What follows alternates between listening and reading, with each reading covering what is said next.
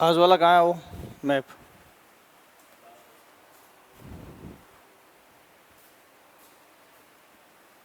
ये देखो आपको वर्ल्ड का मैप दिख रहा है, ठीक है। अब यहाँ कल मैं आपको कुछ चीज़ें बता के गया था, उससे आगे की चीज़ देखेंगे आप। ये वर्ल्ड के मैप में आपको महाद्वीप और महासागरों की स्थिति दिख रही है, ठीक है। अब इसमें ये देखो, कल आपको ये बता रहा था कि इस महाद्वीप में क्या हो रहा है, दरार पड़ रही है। तो हो सकता है कि कुछ समय बाद ये सेपरेट हो जाए। तो एक सवाल है, महाद्वीपीय विस्थापन का सिद्धांत, ये वेगनर का है। वेगनर ने जो महाद्वीपीय विस्थापन का सिद्धांत बताया है, इस सिद्धांत में ये बताया कि जब महाद्वीप और महासागरों की उत्पत्ति हुई थी, तो उस समय जब दरारों से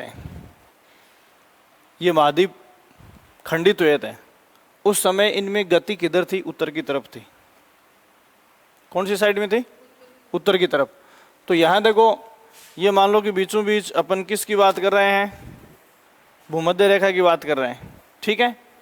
अब इन महाद्वीपीय खंडों में आज भी मोशन जो है वो दक्षिण से उत्तर की ओर है। मतलब जैसे पानी के ऊपर तैरती हुई स्पंज की गेंद है, और इनमें गति किधर है?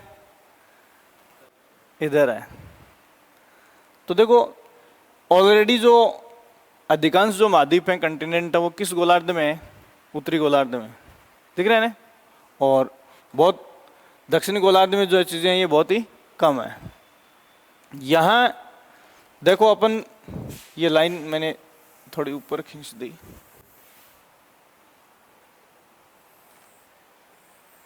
ठीक है।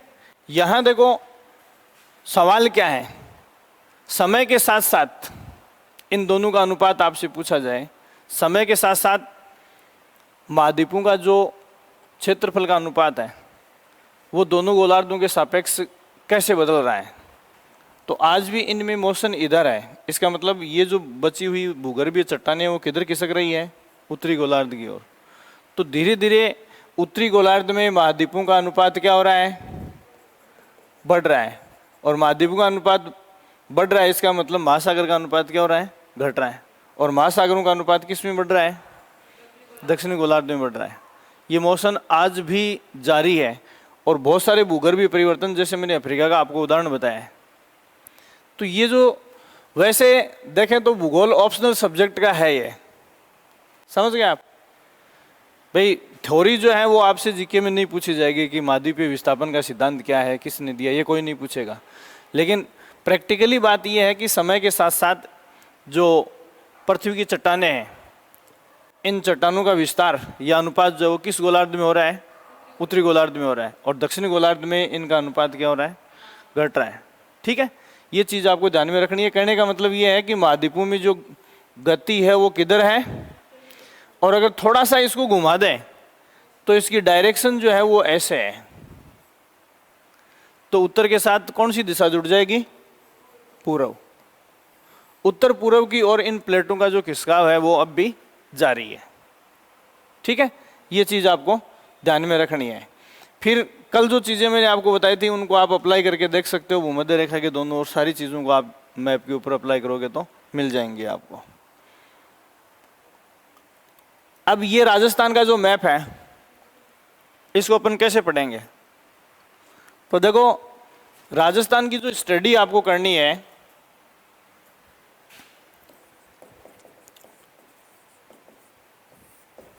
कैसे करोगे? देखो, सबसे पहले आप राजस्थान का अध्ययन करोगे भू संरचना के हिसाब से, कि अपने राजस्थान की जो चट्टानें हैं जमीन के अंदर की, उन चट्टानों की स्ट्रक्चर कैसी है, कब किस प्रकार किस तरीके से ये बनी है। सबसे पहले आप कह देंगे भाई सबसे पहले ज़मीन बनी है, तभी तो इसके ऊपर बाकी चीज़ें आई हैं। तो सबसे पहले राजस्थान की भू संरचना की आप स्टडी करोगे, ठीक है।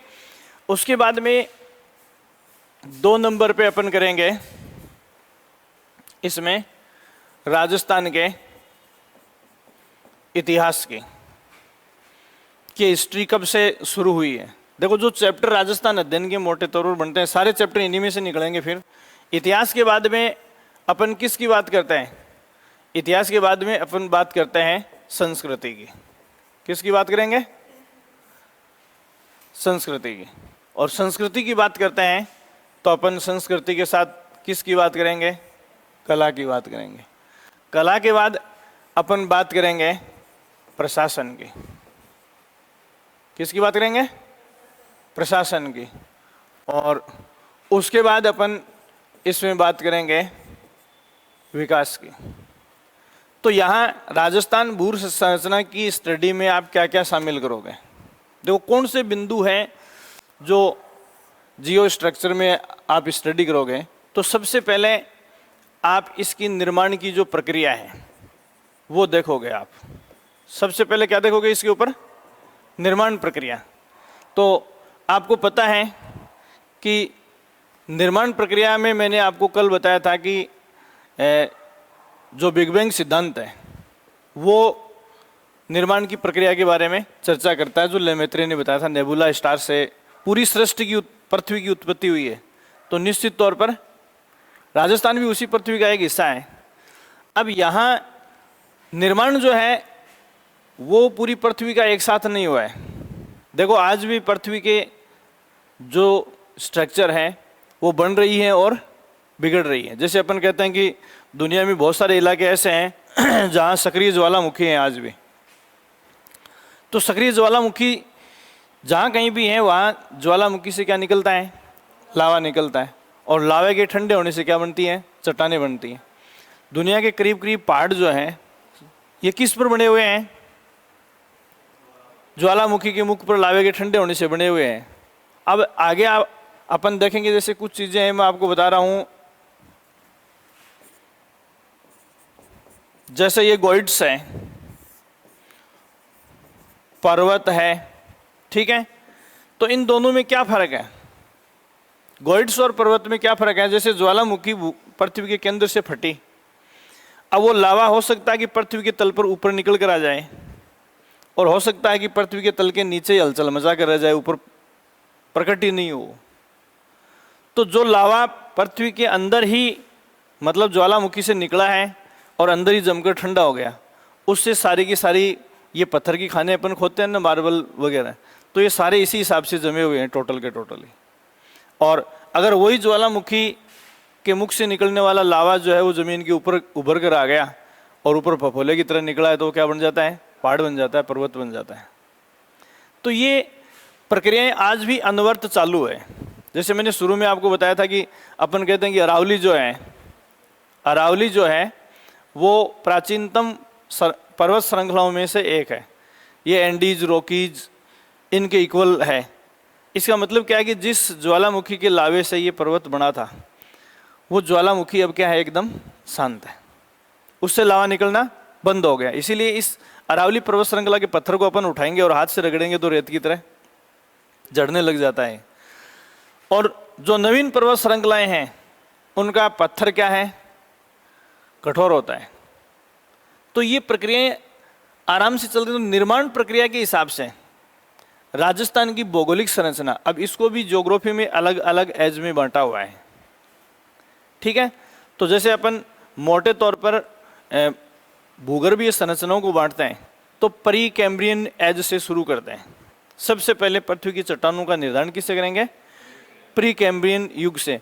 प्री कैम्ब्रियन युग किसको कहते हैं? जिसमें ज्वालामुखी के लावे से निकलने से पृथ्वी की चट्टानें, पहाड़ ये सब बने थे, लेकिन उस समय कार्बन की स्थिति मौजूद नहीं थी। कार्बन की स्थिति मौजूद नहीं होने का मतलब क्या है? उस समय जीव जंतु और पेड़ पौधे नहीं थे। तो जैसे अरावली जब आप पढ़ते हो तो अरावली में आपको क्या मिलेगा कि अरावली प्री कैम्ब्रियन युग की पर्वतमाला है। इसका मतलब क्या है? इसमें कार्बनिक पदार्थ नहीं है। कार्बनिक पदार्थ नहीं है तो यहाँ कोयला, गैस, पेट्रोल, डीजल है, गैस, ये सब चीज़ें मिलना पॉसिबल नहीं है। तो यहाँ निर्माण प्रक्रिया के हिसाब से राजस्थान की भूगर्भीय संरचना, जैसे कल जाते जाते मैं आपको बता के गया था कि राजस्थान के ये जो प्रदेश बने इनमें सबसे पहले अपन ने कौन सा पढ़ा है? सबसे पहले अरावली बनी है। अरावली के बाद हाड़ौती का पठार बना है, उसके बाद में क्या बना है, पूर्वी मैदान, और उसके बाद में क्या बना है, पश्चिमी रेगिस्तान, उत्तरी पश्चिमी रेगिस्तान। तो यहाँ इस निर्माण प्रक्रिया में आप सबसे ज़्यादा जो देखोगे वो इस प्रक्रिया के बारे में देखोगे, अपक्षरण। क्या है ये अपक्षरण? क्या है? देखो, हाई प्रेशर के ऊपर जब मिट्टी या रेत दबी रह जाती है उच्च दाब के ऊपर, तो रेत के कण आपस में जुड़ जाते हैं, तो क्या बन जाता है, पत्थर। ठीक है, और पत्थर की एज जैसे जैसे बढ़ती है, रासायनिक, भौतिक, ठीक है, और जैविक क्रियाओं से ये पत्थर जो है इसका क्या होने लग जाता है, अपघटन। तो इससे क्या बनती है, रेत। जैसे अपन कहते हैं कि हिमालय से निकलने वाली नदियां अपने डेल्टाई भागों में नवीन गाद या मिट्टी का जमाव करती है। समझ में आ गई बात? क्या है ये? वो पानी से कटकर आता है, धूप से चट्टानें चटक जाती हैं, हवा से चट्टानों के कण जो है वो बिखर जाते हैं, तो क्या बन जाती है, रेत बन जाती है। तो रेत का निर्माण जो है, रेत का निर्माण इन चट्टानों से ही हुआ है, और रेत का निर्माण होना एक लंबी प्रक्रिया है। समझे आप? जैसे पत्थर को रेत में कन्वर्ट होने में बहुत लंबा टाइम लगता है। तो अपक्षरण के जो कई कारण है, जैविक, भौतिक, रासायनिक, समझ गए आप? तो ये सारे रीजंस जो हैं वो आपको देखने हैं। ठीक है, अब ये अपक्षरण से चट्टानों से क्या बनती है, रेत बनती है। क्या बनती है? चट्टानों से रेत या मिट्टी बनती है। एक लंबा मैकेनिज्म है। अब आपको राजस्थान की ज्योग्राफी में ये क्यों इंपॉर्टेंट मिलेगा? तो देखो, थार का मरुस्थल जो है उसके स्टैटिकल या जो आंकड़े अपने को मिलेंगे उसमें शुरू में आपको 1,76,000 वर्ग किलोमीटर के आसपास डेजर्ट था ये राजस्थान में। थार के मरुस्थल का जो हिस्सा राजस्थान में हमने सबसे पहले आंकलित किया था वो कितना था, 1,76,000 वर्ग किलोमीटर। ठीक है, उसके बाद में आपकी किताबें इसको क्या बताएंगी? आपकी किताबें अभी एट प्रेजेंट इसको बता रही हैं लगभग 2 लाख वर्ग किलोमीटर के आसपास राजस्थान का भौगोलिक क्षेत्र वो डेजर्ट में कन्वर्ट हो गया। जबकि मैं आपको और भी ज़्यादा बताऊंगा। इसरो की, भारतीय अंतरिक्ष अनुसंधान संगठन, सैटेलाइट इमेज से ज़मीन का सर्वे करता है। ज़मीन के जितने भी सर्वे होते हैं ना, उसके लिए सैटेलाइट सिस्टम ही काम में लिया जाता है। जैसे आप वनस्पति का चैप्टर पढ़ते हो, तो वनस्पति के चैप्टर में आपको क्या मिलता है, वनावरण। कुछ चीज़ें मैं बता रहा हूँ जिनको आपको ध्यान में रखना है। वनावरण देखते हैं अपन। ठीक है, तो वनस्पति और वन में क्या फर्क है? वनस्पति और वन में क्या फर्क है?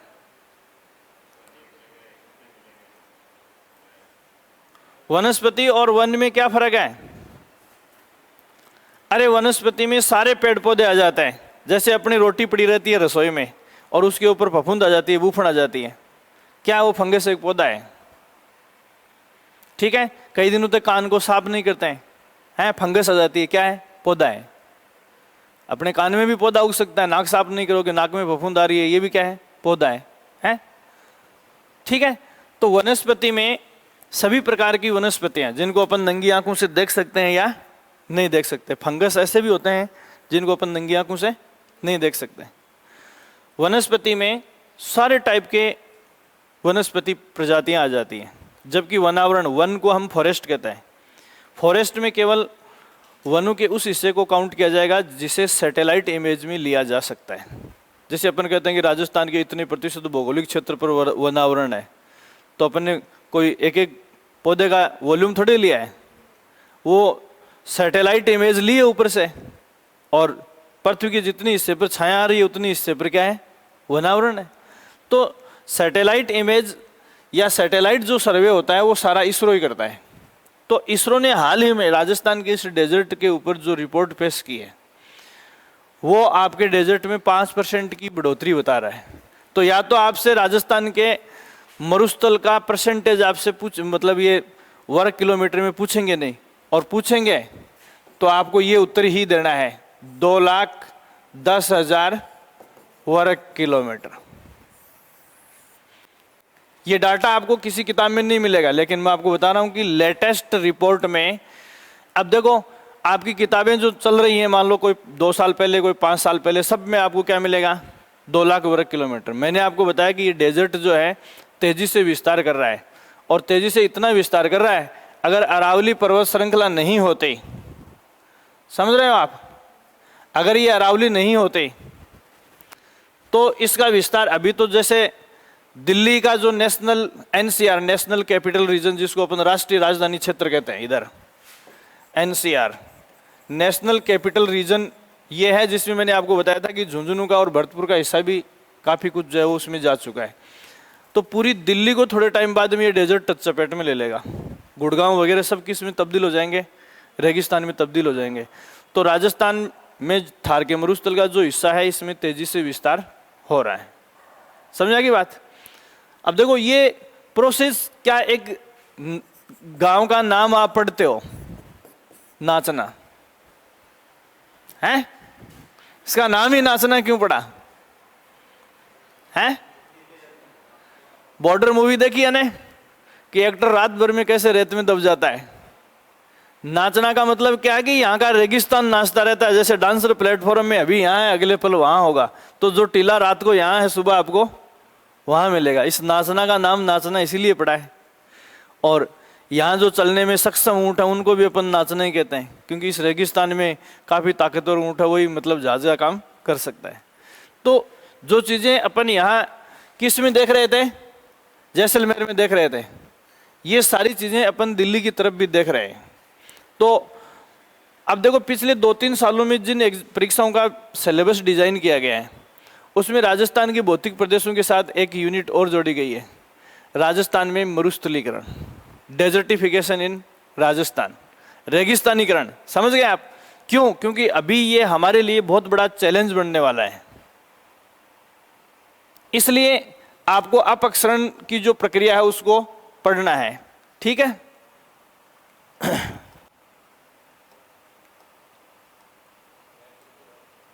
पीछे गया क्या? ये देखो, तो सबसे पहले भू संरचना।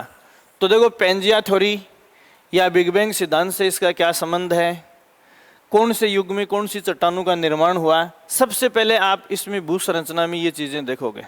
ठीक है? अब दूसरी बात है कि क्या अपने पास इसका फाइनल सेटलमेंट है। तो यहाँ 2 चीजें हैं। एक तो मैंने आपको बताया कि भूगर्भीय चट्टानों का जो निर्माण है वो आंतरिक ज्वालामुखी प्रक्रियाओं से होता है। ठीक है? और जिनको बेसिकली अपन अपने यहाँ किस रूप में देखते हैं? भूकंप के रूप में देखते हैं। तो देखो भूकंप की एक्टिविटीज राजस्थान में बहुत कम होती हैं। जैसे अपन कई बार सुनते हैं कि वहाँ 6.5 रिक्टर स्केल के ऊपर भूकंप आया, 7.5, 8.4, 8.3 रिक्टर स्केल का भूकंप आया। अगर उस इंटेंसिटी का भूकंप अपने यहाँ इस डेजर्ट में आ जाए तो हम में से कोई नहीं बचेगा, नहीं ये घर बिल्डिंग कुछ नहीं बचेगा, सब नीचे चली जाएंगे। अगर 7.5 से ऊपर की रिक्टर स्केल का भूकंप अपने इस रेगिस्तान में आता है तो जो चट्टानी इलाके हैं उनमें दरारें इतनी ज़्यादा आसानी से नहीं होती हैं, और ये रेत पूरी फिसल जाएगी, जैसे कुएं में या गड्ढे में जाती है ना, वैसे चली जाएगी। तो यहाँ पहली बात भूकंप की प्रक्रियाएं जो है वो बहुत कम देखने को मिलती हैं। और दूसरी बात, अगर भूकंप आता भी है तो लो इंटेंसिटी का आता है, उससे अपनी स्ट्रक्चर के ऊपर बहुत ज़्यादा फर्क नहीं पड़ रहा है। ठीक है? अब अपने यहाँ जो इन भूमिगत जो चट्टाने हैं या जमीन के ऊपर की स्ट्रक्चर है वो तेजी से किससे बदल रही है? अपक्षरण से। इसलिए अपने लिए इन दोनों में से जो महत्वपूर्ण सवाल बनता है वो कौन सा है? रेगिस्तानीकरण, मरुस्थलीकरण, डेजर्टिफिकेशन। इसीलिए आप देखो सिलेबस को देखोगे तो बिल्कुल पिछले 2-3 सालों में सिलेबस जिनमें चेंज हुआ है उन सब में डेजर्टिफिकेशन जोड़ दिया गया है। पुराने सिलेबस में आपको ऐसे टॉपिक नहीं मिलेंगे, तो आप ये चीज़ देखेंगे। ठीक है? फिर आप इतिहास की बात करोगे। किसकी बात करोगे? इतिहास की बात करोगे। ठीक है? तो इतिहास, और दूसरी बात मैं आपको बता रहा हूं संस्कृति, इन दोनों को आप साथ साथ पढ़ोगे। इतिहास और संस्कृति को साथ साथ पढ़ोगे। हिस्ट्री के साथ ही कल्चर शुरू होता है और कल्चर के साथ ही हिस्ट्री शुरू होती है।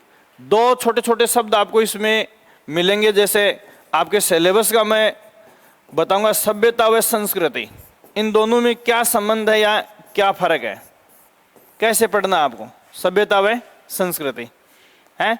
जैसे आप कालीबंगा, हड़प्पा, मोहनजोदड़ो पढ़ते हो ना, क्या है ये सभ्यताएं। सभ्यता और संस्कृति में क्या फर्क है, बचपन से पढ़ रहे हैं ना, छठी क्लास से आ रहा है, चैप्टर का नाम ही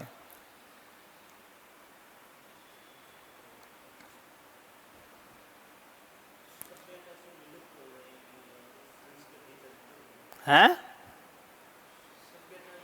इन दोनों में मेरे को तो संबंध बता दो आप, क्या फर्क है इन दोनों में या क्या रिलेशनशिप है इन दोनों में। आप कहते हो ना राजस्थान की सभ्यताएं, राजस्थान की संस्कृति पढ़ते हो ना बहुत ज्यादा। अब पहली बात तो ये कि ऊपर वाले हिस्से का ही नहीं पता है कि इसे जो पढ़ने जा रहे हैं वो है क्या। देखो संस्कृति सभ्यता का हिस्सा होता है।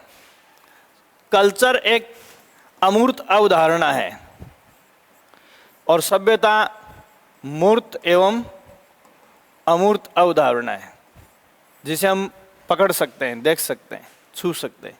तो सभ्यता में अब जैसे सिंधु घाटी सभ्यता या कोई भी आप कालीबंगा सभ्यता पढ़ते हो तो उसमें सारी चीज़ें मिलती हैं कि जौ के दाने मिले, ऐसे मकान थे, ऐसी नालियाँ थी, ऐसे पशुओं को पालते थे, इन मूर्तियों के मिलने से ऐसा लगता है कि ऐसे देवताओं की पूजा की जाती थी, सब पढ़ते हो आप।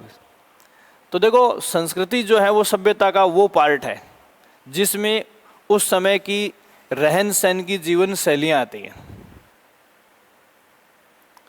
संस्कृति सभ्यता का वो भाग है जिसमें जीवन जीने के तौर तरीके आते हैं कि लोग कैसे जीवन जीते थे, वो कल्चर है।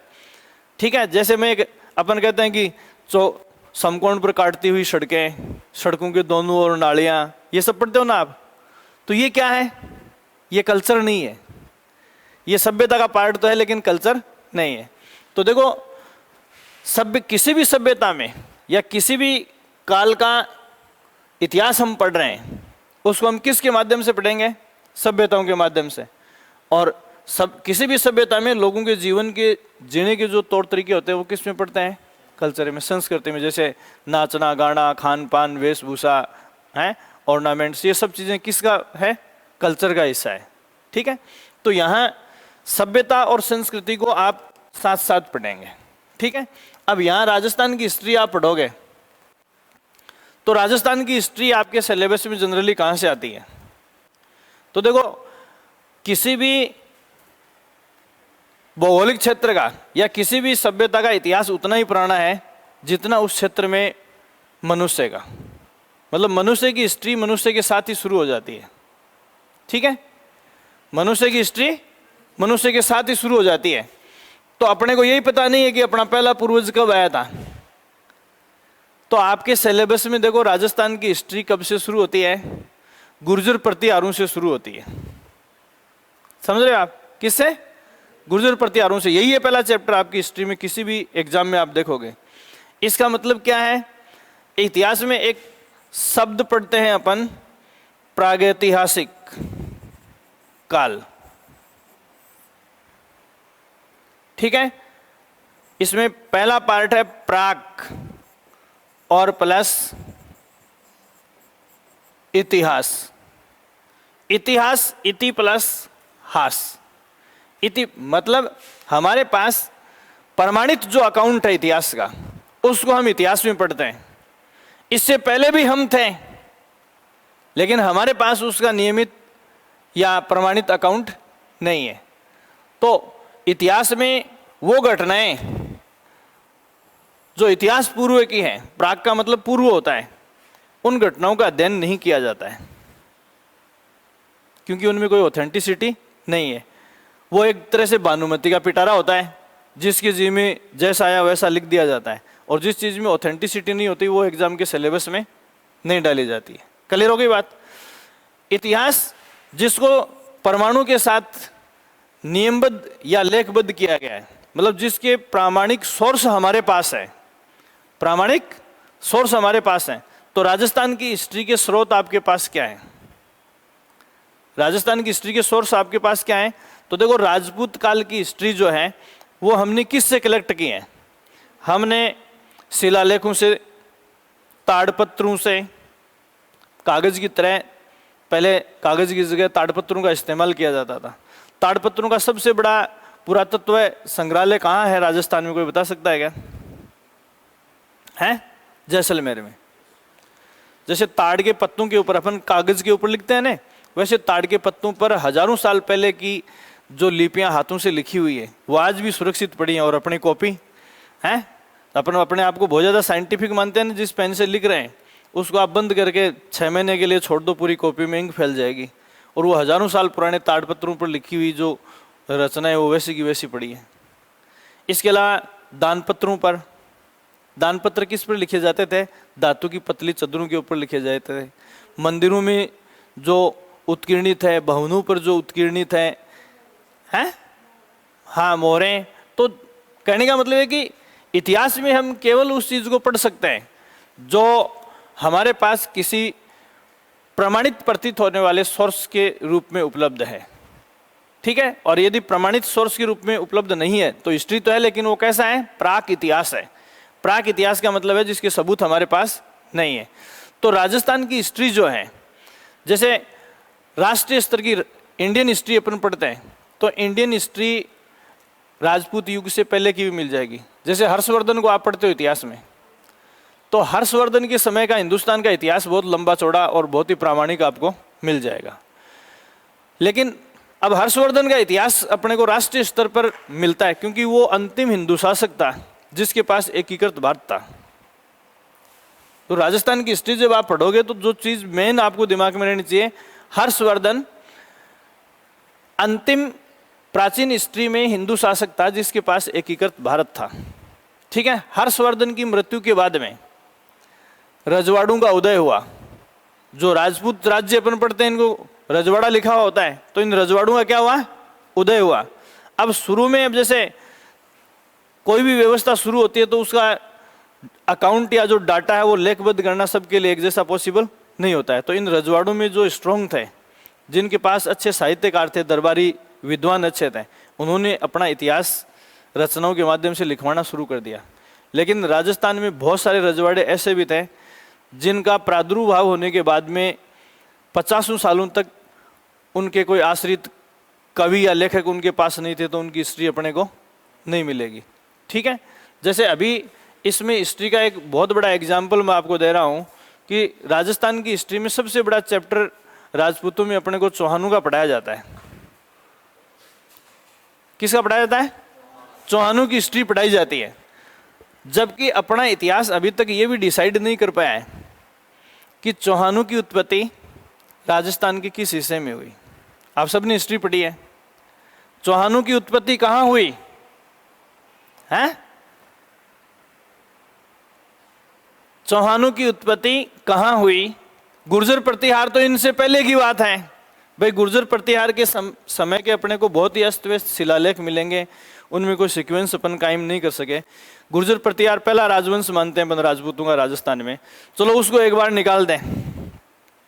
चौहान राजवंश को तो अपन बहुत अच्छे से पढ़ते हैं ना, फिर भी आज तक हमारा इतिहास ये डिसाइड नहीं कर पाया कि एक्चुअल में चौहानों की उत्पत्ति कहां हुई थी। जैसे आप पढ़ते हो वो आबू पर्वत के ऊपर गुरु वशिष्ठ क्या कर रहे थे? हवन कर रहे थे, ठीक है। और उस हवन कुंड में राक्षसों ने मीट के टुकड़े फेंक दिए थे, तो उन राक्षसों का अंत करने के लिए गुरु वशिष्ठ ने उस अग्निकुंड से जब 3 योद्धा उसने पैदा किए, वो तीनों पराजित हो गए, तो चौथा योद्धा किसको पैदा किया? चौहानों को। इसीलिए बहुत सारे इतिहासकार चौहानों को क्या मानते हैं? अग्निवंशीय मानते हैं। क्या मानते हैं? लेकिन ये सिर्फ एक किंवदंती है, सिर्फ क्या है? एक अपनी कपोल कल्पना है। ठीक ऐसे ही जैसे हम इतिहास के संबंध में रामायण और महाभारत की बात करते हैं। रामायण और महाभारत क्या है? काल्पनिक कथाएं हैं। सब क्या है? काल्पनिक कथाएं। उस पर अधर्म पर विजय पाने के तरीके बताएं। तो पहले रामायण में ये बताया गया कि रामायण एक ऐसा काल्पनिक ग्रंथ है जिसमें ये बताया गया कि अधर्म पर हम अपनी धर्म के माध्यम से विजय हासिल करें, ठीक है। लेकिन जब अधर्म पर धर्म से विजय हासिल नहीं कर सके तो किसकी कल्पना की? विचारकों ने, महाभारत की। और उसमें ये बताया कि अधर्म के ऊपर जब धर्म की विजय नहीं हो पाती है तो हम अधर्म पर युद्ध से विजय हासिल करते हैं। तो महाभारत किसका प्रतीक है? युद्ध का। रामायण किसका प्रतीक है? धर्म का। जब भी अपन शांति की बात करते हैं तो किसकी बात करते हैं? रामराज्य की बात करते हैं। तो रामराज्य क्या है? अधर्म पर धर्म से विजय का मार्ग बताया है रामायण में। जब रामायण फेल हो गई तो हमें किसकी जरूरत पड़ी? महाभारत की। और जब महाभारत भी फेल हो गई तो हम क्या लेके आए? एकता कपूर लेके आई, क्योंकि सास भी कभी बहू थी, है।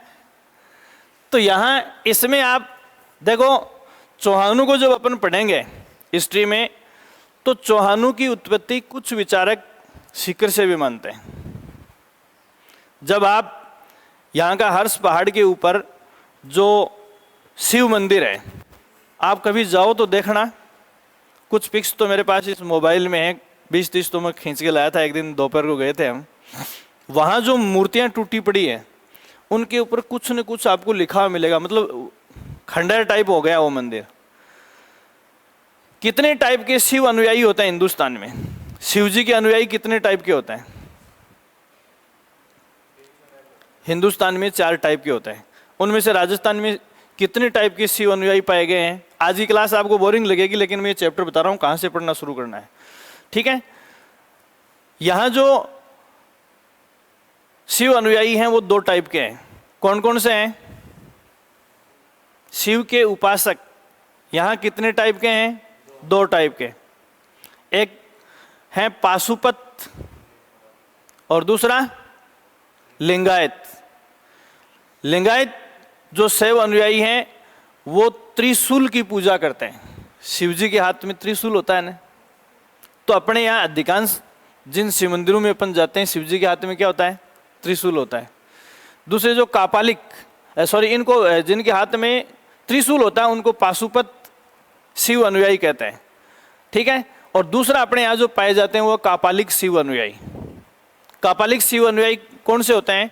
रात को 12 बजे शमशान घाट की राख को रमाएंगे अपने शरीर के ऊपर। अघोरी या तांत्रिक जिनको अपन बोलते हैं, तो ये सारे शिव अनुयायी होते हैं। तो ये जो अपना हर्ष का पर्वत है ये शिव आराधना का बहुत बड़ा केंद्र है। कौन से शिव अनुयायी यहाँ पाए जाते थे? तो आप ऊपर जाओगे तो अग्नि वेदियाँ, राख के कुंड आपको वहाँ मिलेंगे। तो कौन से थे? कापालिक शैव अनुयायी उनको कहते हैं जो तंत्र विद्या में विश्वास रखते हैं और शमशान घाट की राख को अपने शरीर पर रमाने में विश्वास। कई बार मांगने वाले भी आते हैं ना, वो राख लपेट के ऐसे बाजार में अपन देखते हैं पूरे सफेद होके, तो कापालिक शैव अनुयायी होते हैं। अब यहाँ देखो, इस मंदिर को जाके आप देखोगे तो उसमें आपको एक बहुत बड़ा संकेत मिलेगा कि हर्ष पहाड़ के आसपास चौहान राजपूतों की उत्पत्ति हुई थी। तो सीकर के हर्ष पहाड़ से लेकर अजमेर के बीच का जो इलाका है, इसमें चौहानों का प्रादुर्भाव कहाँ हुआ इसे अपना इतिहास डिसाइड नहीं कर पाए। इसलिए कौन क्या मानता है यही पढ़ रहे हैं, वास्तव में क्या ये हम नहीं बता सकते। तो यहाँ इतिहास में आप गुर्जर प्रतिहार, ठीक है, गुर्जर प्रतिहारों में 2 शाखाएं आपके सिलेबस में कौन सी हैं? जोधपुर और मंडोर। इन 2 शाखाओं के ऊपर आपसे सवाल पूछते हैं। उसके बाद में किसकी चर्चा करते हैं अपन? चौहानों की चर्चा करते हैं। तो चौहानों में आप किस शाखाओं को पढ़ोगे? अजमेर और रणथंभौर और शाकंभरी। कौन सी शाकंभरी की बात करते हो आप? शाकंभरी के चौहान, रणथंभौर के चौहान और अजमेर के चौहान। इसके अलावा चौहानों की कुछ उपशाखाएं हुई हैं। उपशाखाओं का मतलब है जैसे अपने यहाँ एक परिवार में 4 लोग हैं, एक को दत्तक दे दिया अपन ने उधर झुंझुनू की तरफ, तो वो जाके अपने वंश की प्रतिष्ठा को वहाँ स्थापित करेगा। तो इस हिसाब से चौहानों की कुछ उपशाखाएं हैं, उनमें आप जालोर या यूँ कहें कि सोनगरा जो है चौहानों की उपशाखा है। तो सोनगरा राजपूतों को अपन पढ़ते हैं, वो चौहानों की उपशाखा है। तो आपको सबसे पहले क्या करना है, जैसे राजस्थान का इतिहास आप पढ़ोगे तो देखो किसी भी किताब में डायग्राम ऐसे बना होता है इस हिसाब से, ठीक है। राजपूतों को इस तरीके से बांटना है, आपको वैगन व्हील बनाना है, हिस्ट्री आपको कहाँ से शुरू करनी है? यहाँ से, गुर्जर प्रतिहारों से। तो देखो इस पाई डायग्राम में की स्टार्टिंग जो है वो इस बॉक्स से होती है, ऊपर वाली खड़ी लाइन से, यहाँ से शुरू करते हैं और ये कैसे घूमेगा? ऐसे घूमेगा। तो प्राचीनतम राजपूतों से लेकर सबसे पहले एक पहिया बनाओगे, किस क्रम में आपको राजपूतों को पढ़ना है। इस बॉक्स में आप लिखोगे गुर्जर प्रतिहार, चौहान, सोनगरा, ये सब लिखोगे आप, राठौड़, ठीक है। फिर उनके नीचे एरो का निशान लगा के इनकी जो प्रमुख राजधानियाँ हैं जहाँ से इन्होंने राज किया है वो लिखोगे। फिर उसके बाद में वेगन व्हील के बाहर किस राजधानी से किस शासक ने अच्छे से राज किया है। समझ में आ गई क्या बात? एक पेज में पूरा राजपूत राज जो साम्राज्य है एक वाइट पेपर के ऊपर आपको बनाना है। समझ गए आप? वाइट पेपर के ऊपर राजस्थान की पूरी हिस्ट्री सिंगल व्हील वैगन में आपके पास होनी चाहिए। उससे आपको आइडिया लगेगा कब कौन आया, किसने कहाँ से राज किया, किस राजधानी से राज करने वालों में कौन कौन प्रसिद्ध थे और उसका मुकाबला किन किन से हुआ और उनके बीच कब और कौन कौन सी लड़ाइयाँ हुई। इसके अलावा इतिहास में क्या है? कितने पेज में? सिंगल पेज में राजस्थान की 50% हिस्ट्री आपके पास होनी चाहिए। तो ये तरीका आपको इतिहास पढ़ने का है। कल्चर जो है, संस्कृति की अपन बात करते हैं, तो संस्कृति में देखो कोई लिमिट नहीं, आप कितना ही पढ़ते जाओ, ठीक है। तो कल्चर में आपको जो चीज़ें एग्जाम में पूछते हैं केवल वही, जैसे मैंने आपको लोकगीतों की बात बताई थी, एक वो लिया था, टेस्ट लिया था, ठीक है। तो लोकगीतों पे वो कोई आखिरी टेस्ट नहीं है, आपको बताऊंगा, हैं जितने उसमें पूछे नहीं आपसे उससे ज़्यादा तो मैं गा के सुना सकता हूँ आपको, हैं समझ गए ना आप? तो आपको लोकगीतों का, जैसे कल्चर में मैं आपको बताऊं कि कल्चर को आप चैप्टर वाइज डिवाइड करोगे। कल्चर को जब भी आप पढ़ोगे चैप्टर वाइज डिवाइड करोगे। तो कल्चर में आप कौन कौन से टॉपिक पढ़ते हो ये बताओ। कोई भी एक टॉपिक लेके अपन चलेंगे। राजस्थान की संस्कृति आपको पढ़नी है। अब इस संस्कृति में आपको, जैसे मैं आपको यहां से शुरू कर रहा हूं कि सबसे पहले आपने क्या पढ़ा? लोकगीत। देखना सेम वैसा का वैसा व्हील वैगन आपको इसमें बनाना है। अब लोकगीतों में आपको कौन सी चीज शामिल करनी है? तो राजस्थान के लोकगीतों का सबसे घनिष्ठ जो संबंध है वो किससे है? हमारे संस्कारों से। राजस्थान के लोकगीत किससे जुड़े हुए हैं? संस्कारों से। किससे? संस्कार। और संस्कार का अर्थ क्या होता है? संस्कार का अर्थ क्या होता है? कितने संस्कार होते हैं? कितने भी हो सकते हैं, कितने भी हो सकते हैं। लेकिन अपन अपने कल्चर में बेसिकली कितने संस्कारों का उल्लेख करते हैं? 16 संस्कारों का। गर्भ धारण से लेकर अंत्येष्टि तक। बच्चा जब माँ के गर्भ में आता है तब उसका पहला संस्कार गर्भ धारण किया जाता है, और आदमी मर जाता है तो उसको जलाना या दफनाना क्या है? आखिरी संस्कार है। मैंने आपको बताया राजस्थान के लोकगीतों का घनिष्ठ संबंध किससे है? संस्कारों से, ठीक है। दूसरे वे में बता रहा हूं, संस्कार का अर्थ क्या है? शुद्धिकरण। क्या है? शुद्धिकरण। संस्कार किस लिए किए जाते हैं? जैसे बच्चा पैदा होने के बाद उसका जड़ूला उतार के आते हैं, क्यों करते हैं? शुद्धिकरण के लिए, हैं। विवाह के समय जो सप्तपदी की रीति पूरी होती है किसके लिए? शुद्धिकरण के लिए। मरने के बाद अंत्येष्टि करते हैं किस लिए? शुद्धिकरण के लिए। इसका देखो कितना बढ़िया मीनिंग निकल कर आया है कि आदमी इस दुनिया में अशुद्ध ही आता है और अशुद्ध ही जाता है। जब आए अशुद्ध है और जाना अशुद्ध है तो फिर ये फालतू के नाटक क्यों? हम जो प्रयास कर रहे हैं उससे हम आदमी के स्टेटस को नहीं बदल सकते, उसका शुद्धिकरण नहीं होता। खैर छोड़ो, आपको गर्भ धारण के से संबंधित लोकगीत, बच्चे के प्रसव या जन्म से संबंधित लोकगीत, ठीक है, उसके बाद मुंडन से संबंधित लोकगीत, उसके बाद शादी से संबंधित लोकगीत, अंत्येष्टि से संबंधित लोकगीत। समझ गए आप? ऐसे निकलेगा, 8-10 लाइनें निकालोगे और उनके आगे आप उन गीतों के नाम लिखोगे। बन गया क्या? बस छोटी सी जगह में आपकी एक आइडियोलॉजी बन जाएगी कि लोकगीतों के चैप्टर में अपने को ये पढ़ना है। फिर जैसे दूसरा आपने लोक नृत्य की बात की, किसकी बात की? लोक नृत्य की।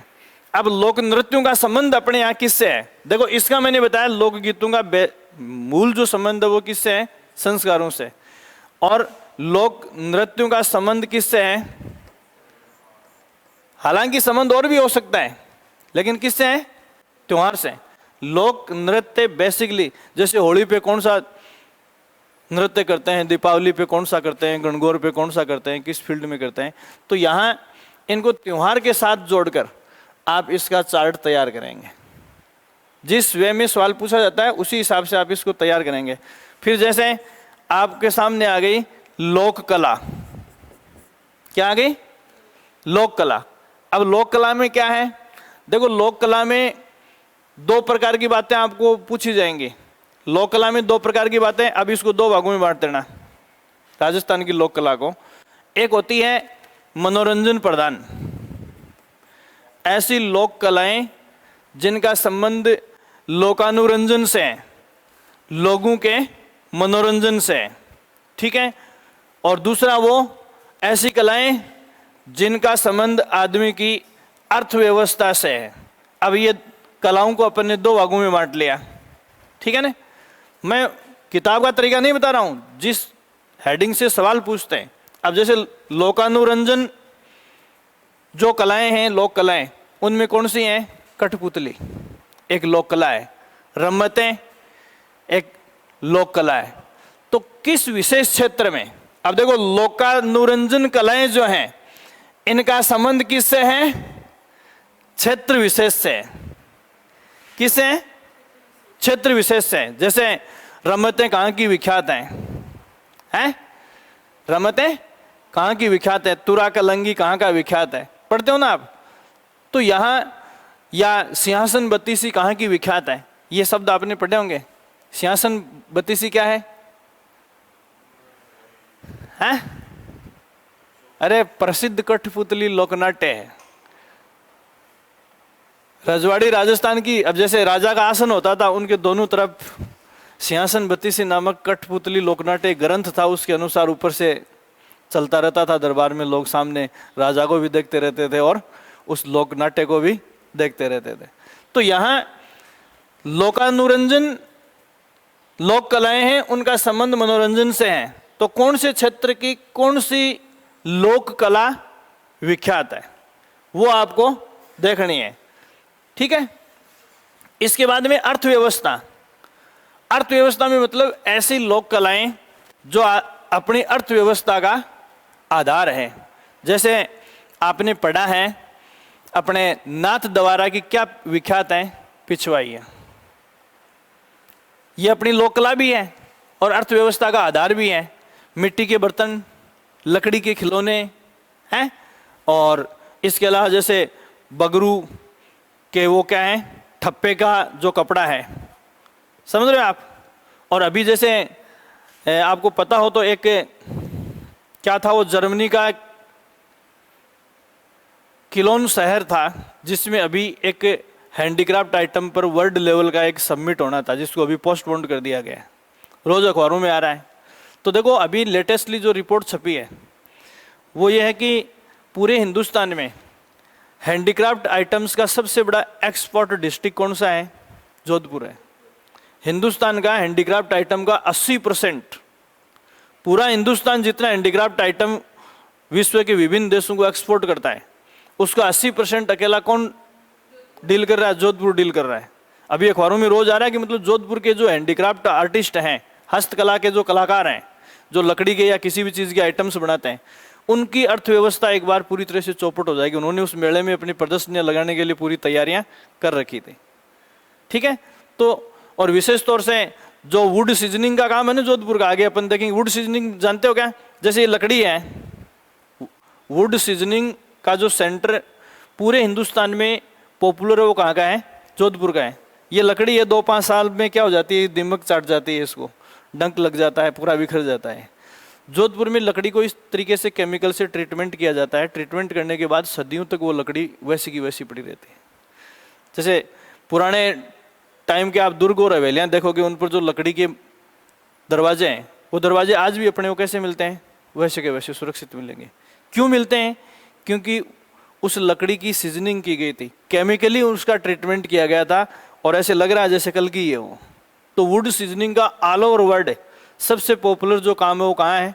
जोधपुर में। वहाँ 2 ट्रेनिंग इंस्टीट्यूट बने हुए हैं, जिनकी अपन जब हैंडीक्राफ्ट आइटम्स पढ़ेंगे उस समय मैं आपको बताऊंगा। तो ये जोधपुर वाला सवाल पूछ सकते हैं, ठीक है।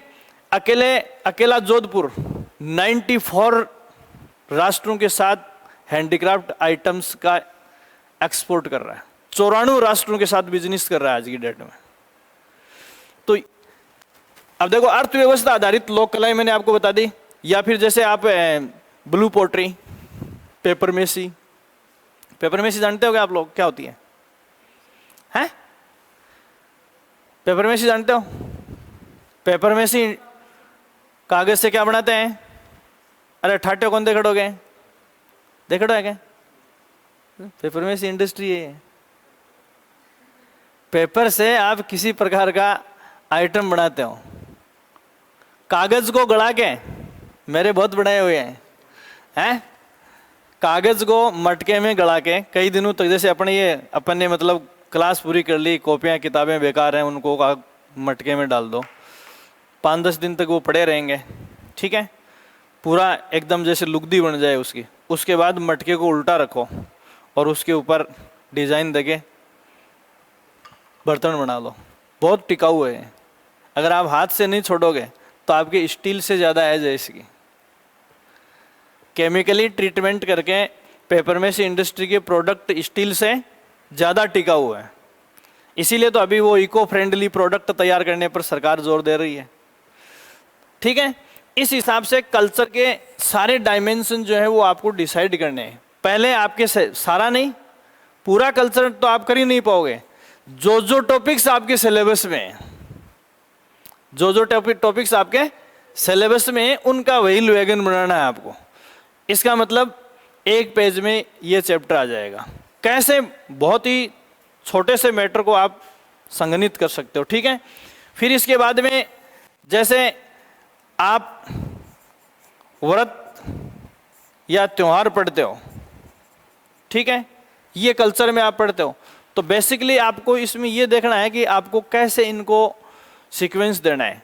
तो राजस्थान का कल्चर पढ़ रहे हो तो आप जनवरी फरवरी के चक्कर में मत पढ़ना, आप चैत्र से फाल्गुन तक इनको डिजाइन करना, चैत्र से फाल्गुन तक। तो यहाँ आपको इसके सामने छोटी छोटी 10-12 लाइनें और केवल वर्त के नाम लिखने हैं। नाम लिखते समय एक बात का ध्यान रखोगे, ठीक है, वो ध्यान रखने वाली बात कौन सी है? फिर ऑटोमेटिक देखो सीक्वेंस आपके दिमाग में आ गया, तो आपको ये ध्यान रखने की जरूरत नहीं है।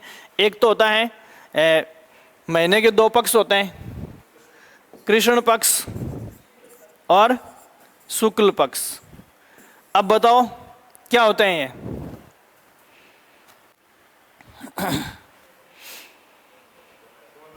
इनको दूसरे तरीके से भी लिख देते हैं, शुद्धि और बद्धि,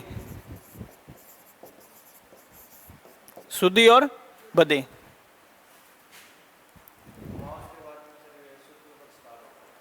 मावस के बाद में शुक्ल पक्ष होता है। पहले मुझे ये बताओ कि महीने में इन दोनों में से पहले पखवाड़ा कौन सा आएगा? है महीने में पहले पखवाड़ा कौन? अरे दोनों महीने में आएंगे, लेकिन पहले कौन सा आएगा? कृष्ण पक्ष, अंधेरी रात। तो पहले आप कृष्ण पक्ष के वार और त्योहार को मंथ वाइज पहले 15 दिन में क्या, और उसके बाद में शुक्ल पक्ष के, ठीक है। अब ये बताओ कि इनमें से शुद्धि पक्ष कौन सा और बद्धि पक्ष कौन सा है? हैं? अब बद्धि को बढ़ना मान लेना, और बढ़ने का मतलब चांद का आकार। तो पूर्णिमा अपने राजस्थानी कैलेंडर के अनुसार महीने का अंतिम दिन होता है, तो आखिरी के 15 दिन में चांद का आकार क्या होगा? बढ़ेगा। शुद्धि पक्ष में चांद का आकार धीरे धीरे क्या होता है? घटता है, और लास्ट में जाके 0 हो जाता है। और बद्धि पक्ष में चांद का आकार धीरे धीरे बढ़ता है। तो कई बार ये कृष्ण और शुक्ल आपने पढ़ लिया और शुद्धि और बद्धि का ध्यान नहीं दिया, ठीक है ना। तो ये थोड़ा सा आपको ध्यान रखना है। कुछ चीज़ें आपको जो उस चैप्टर में ऐसी हैं जो किताब में आपको नहीं मिलती हैं और पेपर में पूछी जा सकती हैं, उनका पहले आइडिया रखना है, उसके बाद में उस चीज़ को आप अध्ययन करेंगे, कर लोगे।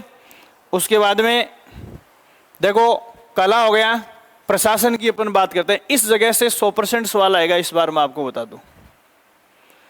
एडमिनिस्ट्रेटिव राजस्थान से हर हाल में सवाल आएगा, ये मैं आपको बता दूं। कल का अखबार पढ़ा है क्या? राजस्थान सरकार के ऊपर सैकड़ों करोड़ का खतरा मंडरा रहा है।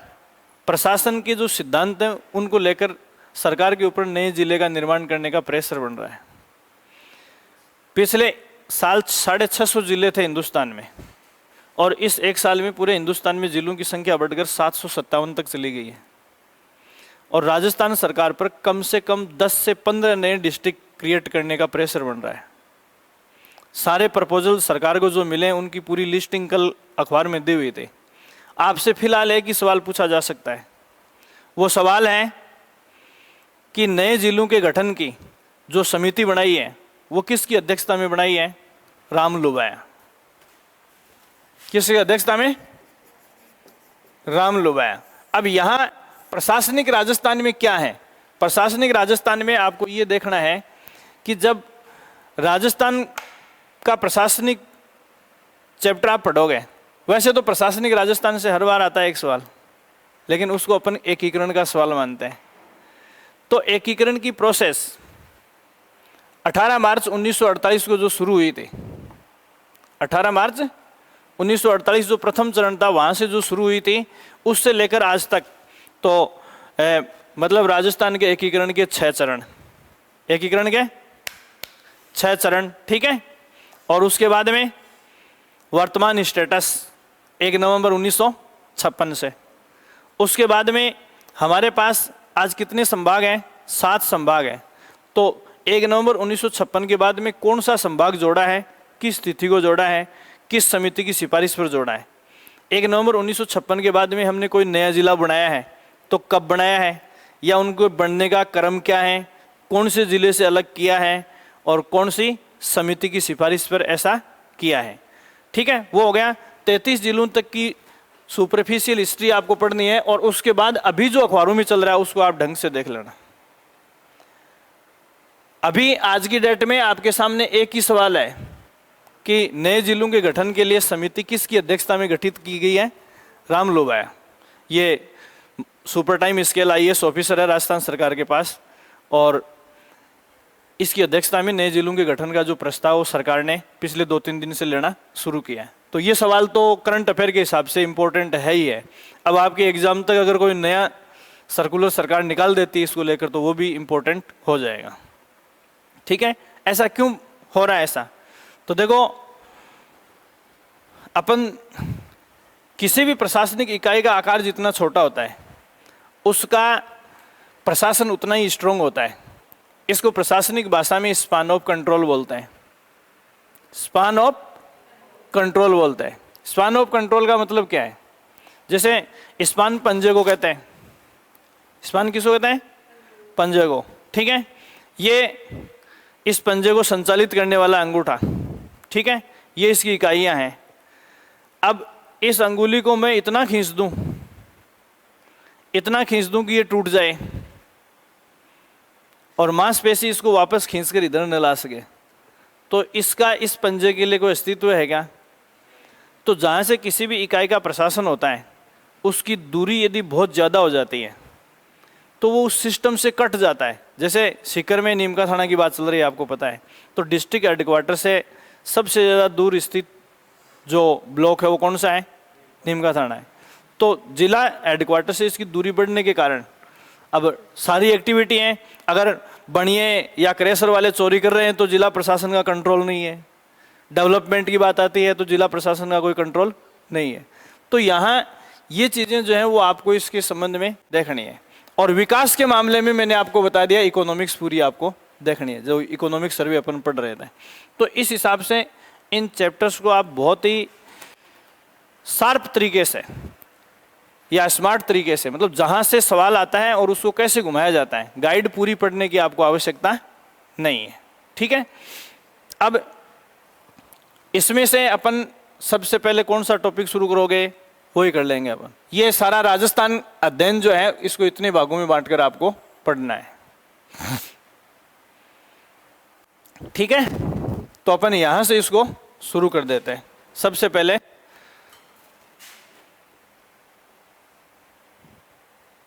ये देखो, इस चैप्टर से अपन शुरू करेंगे। तो कुछ चीजें मैं आपको एक पैसेज के रूप में लिखा रहा हूं, नोट करोगे आप इसमें।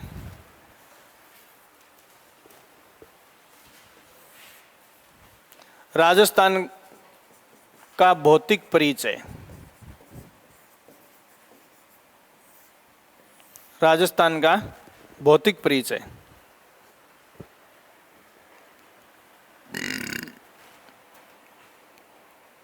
राजस्थान का भौतिक परिचय। ठीक है, अब इसमें पहला सवाल आप देखेंगे, इसकी जो अवसंरचना है या निर्माण के हिसाब से अपन देखें तो देखो, दो बातें आप ध्यान में रखोगे। जब किसी चीज की उत्पत्ति की बात करें अपन, तो उसमें अपन सबसे पहला प्रमाण देखेंगे। उत्पत्ति के मामले में सबसे पहला प्रमाण देखेंगे, और उसका युग यदि डिसाइड करवाया जाए तो हम क्या देखेंगे, अंतिम प्रमाण। उत्पत्ति की बात की जाए तो आरंभिक प्रमाण को लेंगे, और युग पूछा जाए कि ये किस युग का है, तो हम उसमें क्या मानेंगे, अंतिम प्रमाण को। ठीक है ना, जैसे अभी आप समझे नहीं, मैं आपको बता रहा हूं कि आपने बैराट सभ्यता पढ़ी है, ये मेरी बात में समझा रहा हूं, बैराट सभ्यता पढ़ी है। तो बैराट सभ्यता में आपको कैसे कैसे प्रमाण मिले, तो देखो वहां भीमगट्टे मिले, मतलब गोले मिले, पत्थर के कई औजार मिले। तो ये आपको किस युग का बता रहे हैं, प्रस्तर युग का, पाषाण युगीन प्रमाण है ये। ठीक है, उसके बाद आपको वहां तांबे के औजार भी मिलेंगे। किसके, तांबे के औजार भी मिलेंगे। तो ये किसको साबित करता है, बैराट को, ताम्र युगीन। उसके बाद आप कहते हो कि वहां लोह गलाने की भट्टियां मिली हैं, लोहा गलाने की भट्टियां मिली हैं, तो आपको कौन सा युग प्रतीत हो रहा है, लोह युग। तो बैराट को आप किस युग का मानोगे, तो देखो जब उत्पत्ति की बात की जाती है तो सबसे पहला प्रमाण ढूंढेंगे, प्राचीनतम प्रमाण। और किसी चीज का युग डिसाइड करना है कि ये बात कौन से युग की है, तो उसका नवीनतम प्रमाण ढूंढेंगे। तो देखो, पत्थर युग, पाषाण युग, ताम्र युग और लोह युग, इनका यही क्रम है। तो बैराट को किस युग की सभ्यता मानोगे, लोह युगीन, क्योंकि सबके बाद के प्रमाण समझ में आगे बताए। जैसे मैं किस युग का हूं, आपसे पहले का हूं, जब मैं आया था उस टाइम कुछ और था, उसके बाद कुछ और आया, और आज आपकी बातों को भी मैं अडॉप्ट कर रहा हूं। तो मेरा युग कौन सा होगा, आज का लेटेस्ट फाइनल चीज को एज डिसाइड करनी होती है तो अंतिम प्रमाण को देखेंगे, और शुरुआत देखनी है तो आरंभिक प्रमाण को देखेंगे। ये केवल बैराट का आपको एग्जाम्पल देके मैंने आपको बताया, समझ में आ गई होगी बात। तो देखो, बैराट सभ्यता का प्रारंभ कब हुआ, पाषाण युग में। लेकिन जब अपन ये पूछा जाए कि इसको किस युग की मानोगे आप, तो हम इसे लोह युग की मानेंगे, क्योंकि यहां अपने को लोहा गलाने की लेटेस्ट भट्टियां भी मिली है। तो यहां देखो, राजस्थान का भौतिक परिचय अपन पढ़ रहे हैं। तो राजस्थान पूरा एक साथ नहीं बना, आपको पता है। सबसे पहले ये पार्ट बना है, ठीक है, और इसको हम क्या कहते हैं, प्री कैम्ब्रियन युग। प्री कैम्ब्रियन युग, प्री का मतलब पूर्व है, और कैम्ब्रियन का मतलब क्या है, कार्बनिक उत्पादों के निर्माण से पहले की बात है। कार्बनिक उत्पादों के निर्माण से पहले की बात है।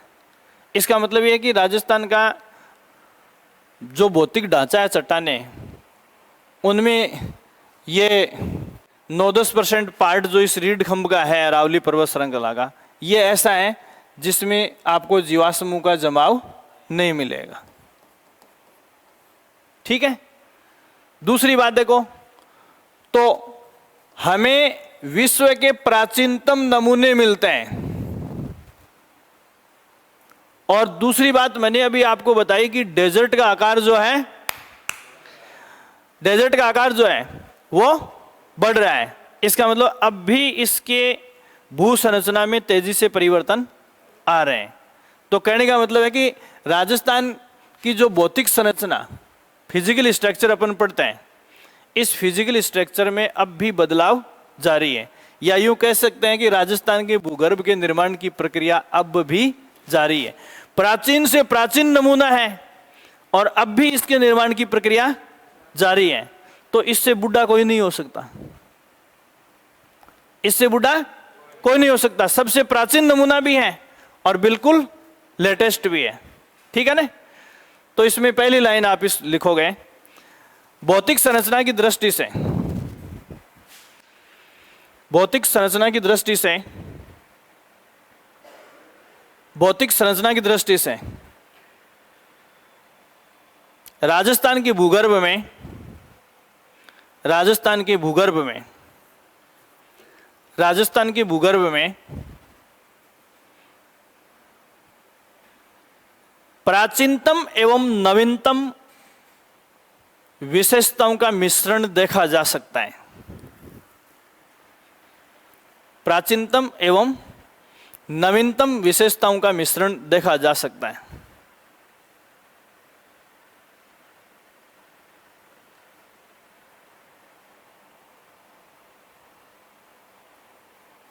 देखा जा सकता है। ठीक है। मतलब जितना पुराना होना चाहिए उतना भी है और जितना नया होना चाहिए वो भी है। प्राचीन क्यों है? जैसे इस बात को प्रूव कैसे करोगे? तो आप अरावली विश्व की प्राचीनतम पर्वत श्रृंखलाओं में से एक है। अरावली विश्व की प्राचीनतम पर्वत श्रृंखलाओं में से एक है।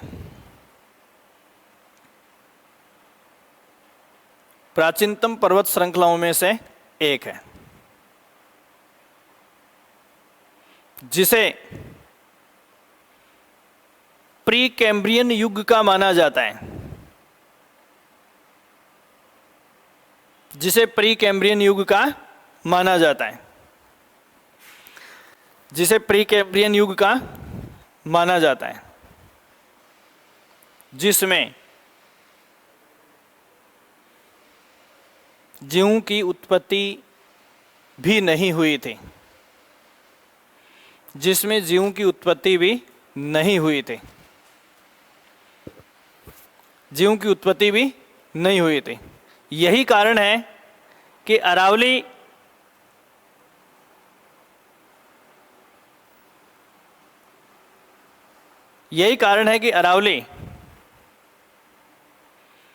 क्षेत्र में पाए जाने वाले खनिजों में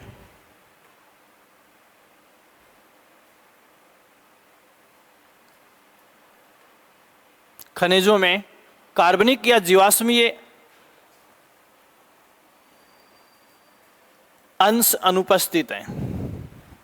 कार्बनिक या जीवाश्मीय अंश अनुपस्थित हैं। कार्बनिक या जीवाश्मीय अंश अनुपस्थित हैं। ठीक है। इसमें अब देखो, मैंने आपको बताया था कि यहां मेटल्स ही क्यों पाई जाती हैं। भाई अरावली फील्ड में जो ज़्यादातर धातु और उपधातुएं क्यों पाई जाती हैं?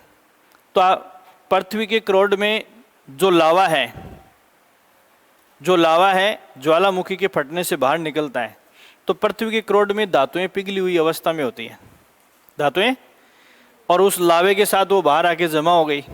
ठंडी होने से वो किस रूप में आ गई? ठोस रूप में आ गई। समझ में आ गई ना बात? इस चीज़ को आप यहाँ छोड़ेंगे। अब दूसरा, जैसे मैंने कथन और कारण वाले सवालों की अपन बात करते हैं। ठीक है। तो यहाँ से क्या सवाल आपसे पूछ सकते हैं? जैसे मान लो क्वेश्चन आपको ये दे दिया कि अरावली में, लिखना की जरूरत नहीं है, अरावली में जीवाश्मीय खनिजों का अभाव है।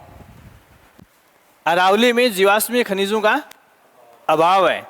ये मैंने क्वेश्चन में आपको बता दिया कथन। क्या दे दिया? कथन। और दूसरा मैं यहां लिख रहा हूं, अरावली परीकैम्ब्रियन युग की चट्टानों से निर्मित है। परीकैम्ब्रियन युग की चट्टानों से निर्मित है। यह मैंने आपको कारण दे दिया।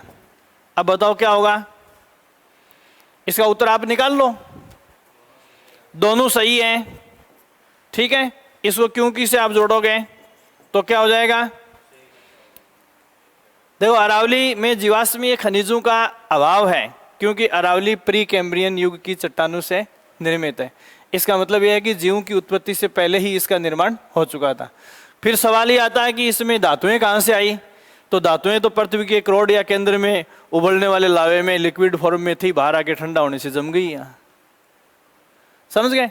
जैसे इसका लेटेस्ट एग्जाम्पल जो आपसे एग्जाम में पूछा जा सकता है, पूरे एशिया महाद्वीप की सबसे बड़ी यूरेनियम पट्टी भूगर्भीय सर्वेक्षण में अपने खेतड़ी से लेकर रघुनाथगढ़ तक देखी गई है। समझ गए आप? तो यहाँ यूरेनियम क्या है? धातु है। और खेतड़ी से लेकर रघुनाथगढ़ तक क्या है? अरावली पर्वत श्रृंखला है। तो ये यूरेनियम का जमाव उस लावे की वजह से हुआ है जिससे इसका निर्माण हुआ है, ठीक है। दूसरी बात देखो क्या है, जब इसमें भी इस चट्टान को अपन पढ़ेंगे या इस पर्वतमाला को जो अपन पढ़ेंगे तो देखो यहाँ इस साइड में क्या है? इधर सिरोही है क्या? माउंट आबू इधर ही है ना, ठीक है ना।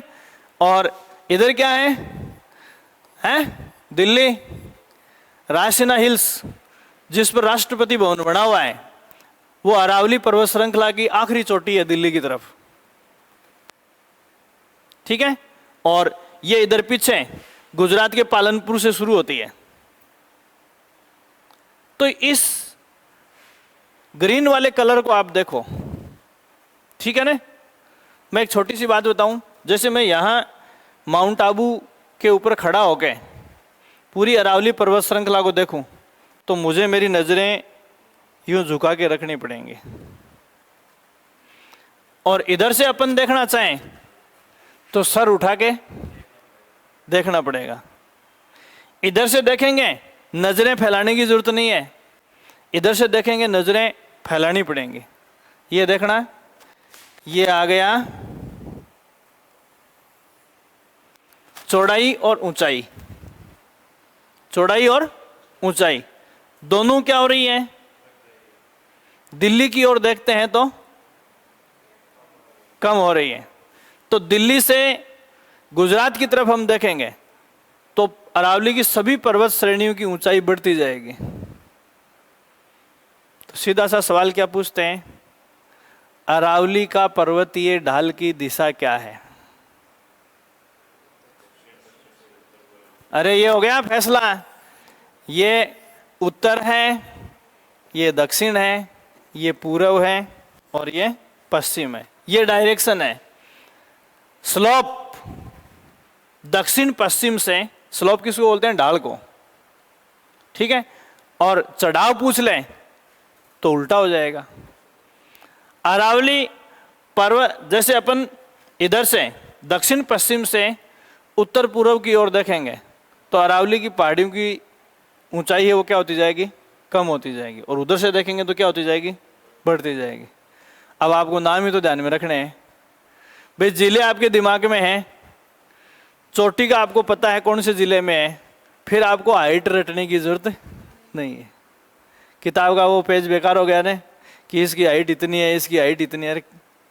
जब आप जिलों का क्रम आपको ध्यान है, अरावली की मॉर्फोलॉजी आपके दिमाग में है, तो आप जिलों के हिसाब से भी आप उन चोटियों को सेट कर सकते हो। फिर डाटा रटने की जरूरत कहाँ है? तो पहली बात तो ये हो गई कि प्राचीनतम स्थिति जो है। अब दूसरी बात देखो, मैं आपको बताऊं कि इस पर्वतीय गांठ का निर्माण किधर से किधर हुआ।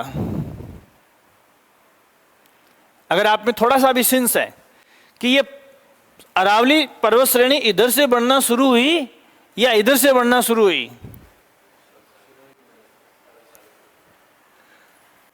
अरे ये खोपड़ी है। मैंने आपको बताया कि सेंट्रल नर्वस सिस्टम, ब्रेन और रीढ़ खंभ पहले बनता है, और रीढ़ खंभ और ब्रेन में से भी पहले क्या बनता है? ब्रेन बनता है, और ब्रेन से अपना रीढ़ खंभ निकलता है। तो मोटा कौन है? खोपड़ी। किधर दिख रही है?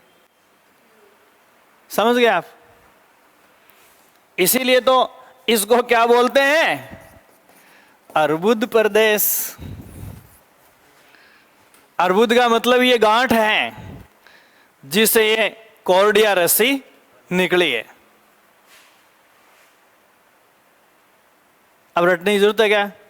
सिरोही के आबू पर्वतीय क्षेत्र को अर्बुद प्रदेश के नाम से जाना जाता है। ये वो गांठ या गुंडी है जिससे ये रीढ़ की हड्डी निकली है। अब देखो, नीचे अपन बैठते हैं, वहां पैंदे पर पतली सी पूंछ बनती है अपने, हैं पूर्वजों का अवशेष है। भूल सकते हो क्या आप? छोटी सी। अब ये रटने की जरूरत नहीं कि मतलब ये इसको अर्बुद प्रदेश क्यों कहते हैं? जैसे जैसे अपने सेंट्रल नर्वस सिस्टम में ब्रेन की जो भूमिका है वो सिरोही की इस गांठ का है। ये ब्रेन इधर है, पूंछ उधर है, पहले ब्रेन बनता है, ठीक है। फिर देखो मैंने बताया कि इसकी चौड़ाई इधर घटती जाती है। तो खोपड़ी से नीचे जाएंगे अपने, ये 33 वर्टिब्री हैं, कशेरुकाएं अपने रीढ़ की हड्डी में। तो इनका आकार जैसे जैसे अपन पीठ की तरफ जाएंगे क्या होता जाएगा? छोटा होता जाएगा। ऐसे ही अरावली की पहाड़ियों का छित्राव अपन दिल्ली की तरफ जाते हैं तो क्या होता जाएगा? कम होता जाएगा। दिल्ली से सिरोही की तरफ जाएंगे तो इनका बिखराव क्या होता जाएगा? बढ़ता जाएगा, ठीक है। अब इधर जैसे आपने कुछ ऐसे सवाल पढ़े होंगे, रोजा, बाकर, अपने आप ही फैसला हो जाएगा क्या है ये। मैंने बताया कि इधर आएंगे तो इन पहाड़ियों का क्या हो जाता है? बिखराव बढ़ जाता है। तो अरावली के आजू बाजू में सिरोही और उसके आसपास जो छितरी हुई या बिखरी हुई पहाड़ियां हैं उनको लोकल भाषा में क्या कहते हैं? रोजा बाकर, ठीक है। ये इधर आजू बाजू में जो निकली हुई है, तो रोजा बाकर राजस्थान की भूगर्भीय संरचना में अर्बुद प्रदेश की विशेषताएं मानी जाती है। तो इसकी प्राचीनता, जैसे अपने शरीर में सबसे प्राचीन क्या है? ब्रेन और मेरुरज्जु। तो ये ब्रेन और मेरुरज्जु ये है। अब जाओ दूसरा सवाल। राजस्थान के एकीकरण में, राजस्थान के एकीकरण के समय सिरोही के आबू प्रदेश को छोड़कर बाकी भाग को राजस्थान में मिला दिया था। उस समय सिरोही के गांधी गोकुल भट्ट भाई ने क्या कहा था कि मैं इस मस्तिष्क रहित धड़ का क्या करूं? ये इसको कहां डाल दिया था? गुजरात में। सवाल पूछते हैं। ब्रेन था ये, टूरिस्ट के हिसाब से इकोनॉमिक दृष्टि से फर्टाइल फील्ड था। तो बोलो वो चीज इससे जुड़ी है कि नहीं जुड़ी? उसने ब्रेन की संज्ञा क्यों दी इसको? तो आर्थिक गतिविधियां इसी गांठ के आसपास थे। अपने शरीर में सबसे फर्टाइल क्या है? दिमाग। क्या है? तो सिरोही का सबसे फर्टाइल जो फील्ड था वो आबू पर्वतीय क्षेत्र था, ये अर्बुद प्रदेश था। इसको सरदार वल्लभ भाई पटेल ने, गुजरात का था वो, और वो किस में डालना चाहता था? गुजरात में डालना चाहता था। इसीलिए लास्ट तक इसको बचाए रखा, लास्ट तक इसको बचाए रखा, और इसीलिए इसको अंतिम टाइम में राजस्थान में शामिल किया गया था। तो देखो राजस्थान का सबसे प्राचीन हिस्सा था। अब वो दूसरा इसका जो आर्थिक निष्कर्ष निकल कर आता वो क्या है? ये सबसे पुरानी गांठ है, लावे से निकली थी। इन फ्यूचर यहाँ बहुत सारी धात्विक खनिजों की संभावना भी है। जैसे राजस्थान में सबसे जो आर्थिक दृष्टि से किफ़ायती जो धातु हमने निकाली है वो टंगस्टन था। कहाँ निकली है? नागौर और सिरोही में। नागौर की डेगाना से पहले राजस्थान की एक प्राचीन खान टंगस्टन की वालदा जो आजकल बंद पड़ी है, किस में है? सिरोही में। तो यहाँ इस क्षेत्र में ये जो गतिविधि, तो आप चैप्टर चाहे कोई सा ही पढ़ो, सवाल वहीं से बनेगा जहाँ से मैं आपको बता रहा हूँ। तो ये अभी जो मैंने बात बताई है परी कैम्ब्रियन युग या इसकी प्राचीनता पर, प्राचीनता का एग्जाम्पल अपन लेते हैं तो अरावली है। तो अब अरावली किधर से किधर प्राचीन है, तो सबसे प्राचीन सिरोही की तरफ है, ठीक है। और ये जैसे लावा निकला तो ये धीरे धीरे धीरे धीरे इधर लावे की मात्रा क्या होती गई, कम होती गई इस ज्वालामुखी के फटने के समय, ठीक है। या सीधी सी ये बात करते हैं कि ज्वालामुखी का जो उद्गार है वो आबू पर्वत की ओर से हुआ है, फिर धीरे धीरे यहां से दरार पड़ के ये लावा बाहर निकला है, ठीक है। अगला देखो आप इसमें नवीनता क्या है इसमें, तो लिखो आप इसमें, ये प्राचीनता की बात मैंने आप बताया, नवीनता में लिखो आप इसमें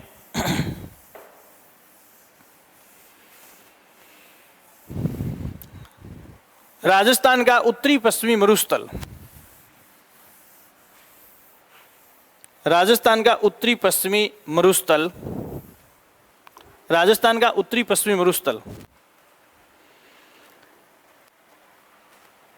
राजस्थान के चारों भौतिक प्रदेशों में नवीनतम है, राजस्थान के चारों भौतिक प्रदेशों में नवीनतम है, राजस्थान के चारों भौतिक प्रदेशों में नवीनतम है, चारों भौतिक प्रदेशों में नवीनतम है, जिसका विस्तार एवं निर्माण प्रक्रिया अब भी जारी है, जिसका विस्तार एवं निर्माण प्रक्रिया अब भी जारी है।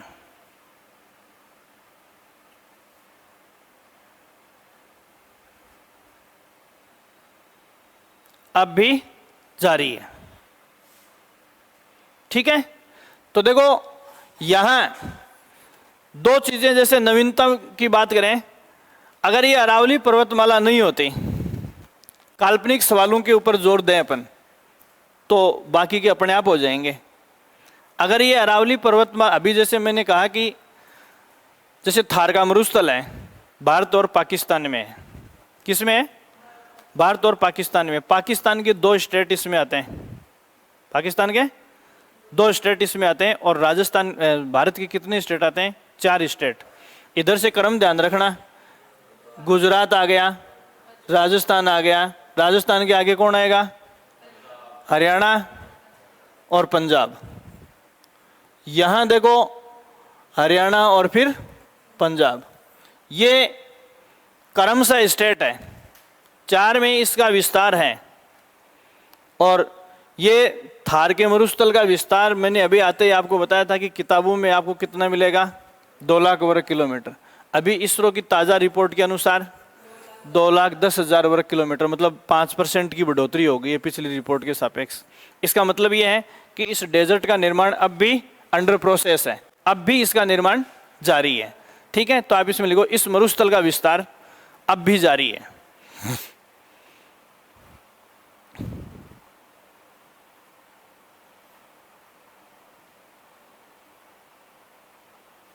अब भी जारी है, जिसमें राष्ट्रीय राजधानी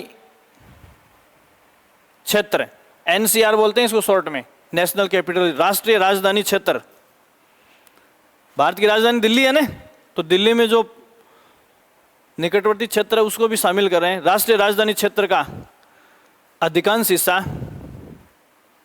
शामिल होने जा रहा है।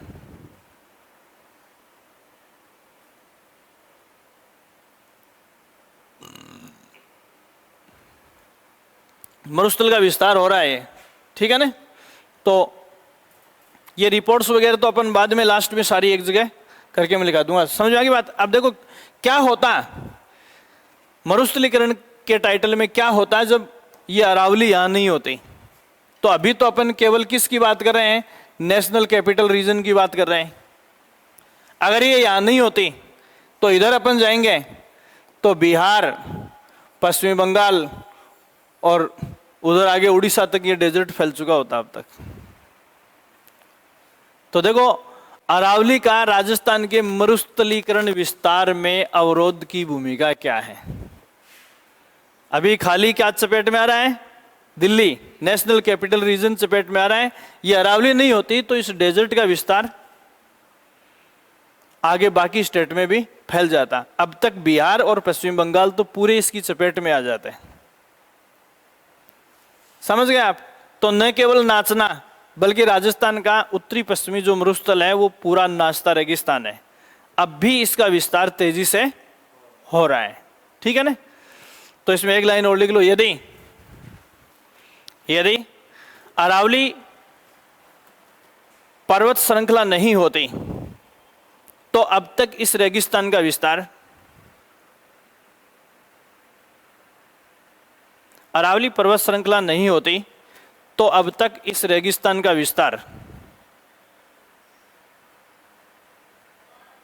अब तक इस रेगिस्तान का विस्तार बिहार और पश्चिम बंगाल में भी हो चुका होता, बिहार और पश्चिम बंगाल में भी हो चुका होता।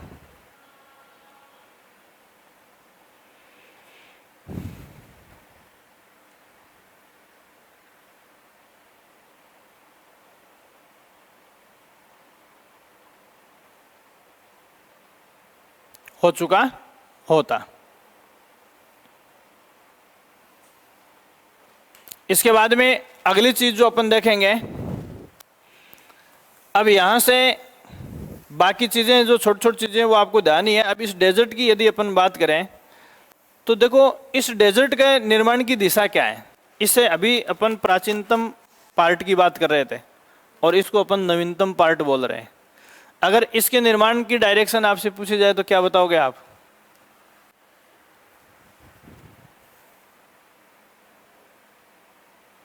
क्या बताओगे? फिर तो बावड़ाम बाकी को नहीं। अरे मैं कह रही हूं वो अठीन भागे हो जा रहे हैं हैं? दिशा ये हो गई, ये देखो इस रेगिस्तान के निर्माण की प्रक्रिया की दिशा इधर से इधर जा रहा है। ये कौन सी है? दक्षिण पश्चिम से उत्तर पूर्व की ओर बढ़ रहा है।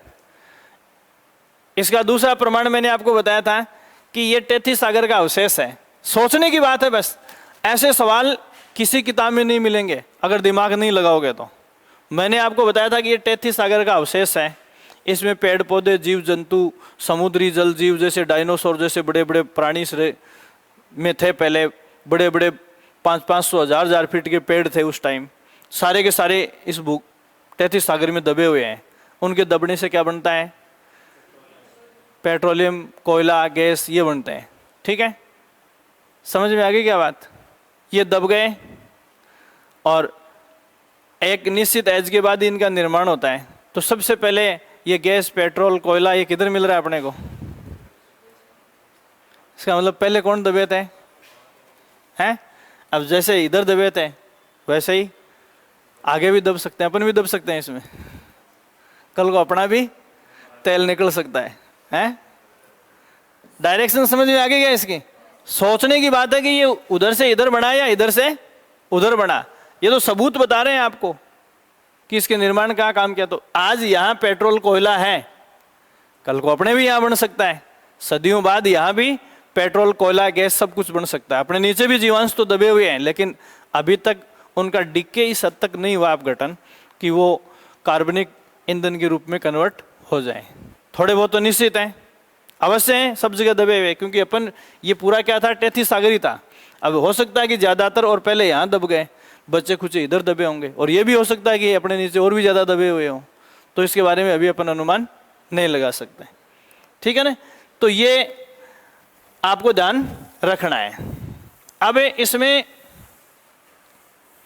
अपन भौतिक प्रदेशों की बात करेंगे, तो आप चाहो तो अपन इनमें से ऐसे नहीं पढ़ के यहीं से पढ़ना शुरू कर देंगे। तो पहला भौतिक प्रदेश आप लिखेंगे उत्तरी पश्चिमी मरुस्थल। 4 भौतिक प्रदेशों की अपन बात करेंगे।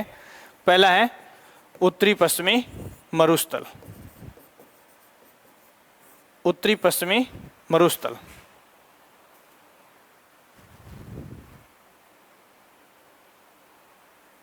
ठीक है, अब देखो ये उत्तरी पश्चिमी मरुस्थल है। तो पहली बात आप इसमें देखेंगे कि हम इसको किसका पार्ट पढ़ेंगे? थार के मरुस्थल का भाग पढ़ेंगे। किसके मरुस्थल का? थार के मरुस्थल का भाग पढ़ेंगे।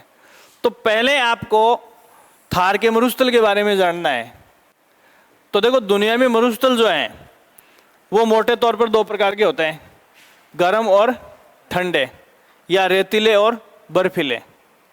जहां बर्फ है वो भी क्या है? रेगिस्तान। इट मीन्स अंटार्कटिका महाद्वीप जो बर्फ की चद्दर से ढका हुआ है, क्या है? रेगिस्तान है, शीत मरुस्थल है। क्या है? शीत मरुस्थल है। तो देखो, मरुस्थल शीत हो गए, ठंडे हो गए और गर्म हो गए। अब गर्म मरुस्थलों को फिर दो भागों में बांटेंगे।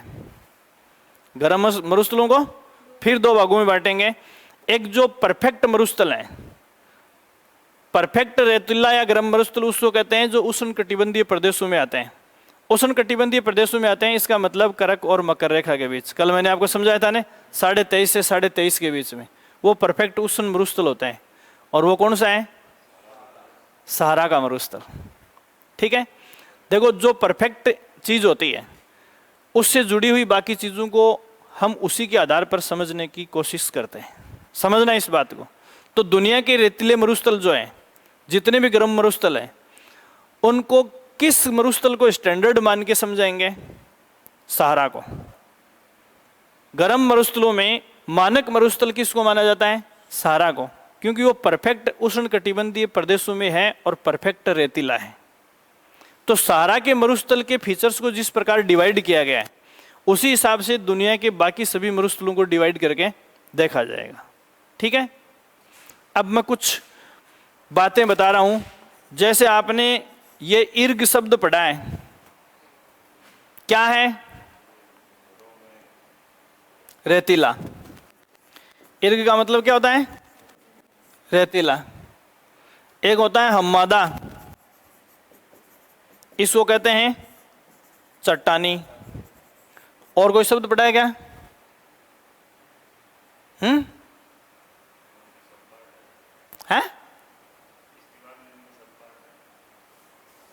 ठीक है। तो देखो, सहारा के मरुस्थल को जब अपन पढ़ते हैं तो उसमें कुछ इलाके ऐसे हैं जिनमें खाली रेत है।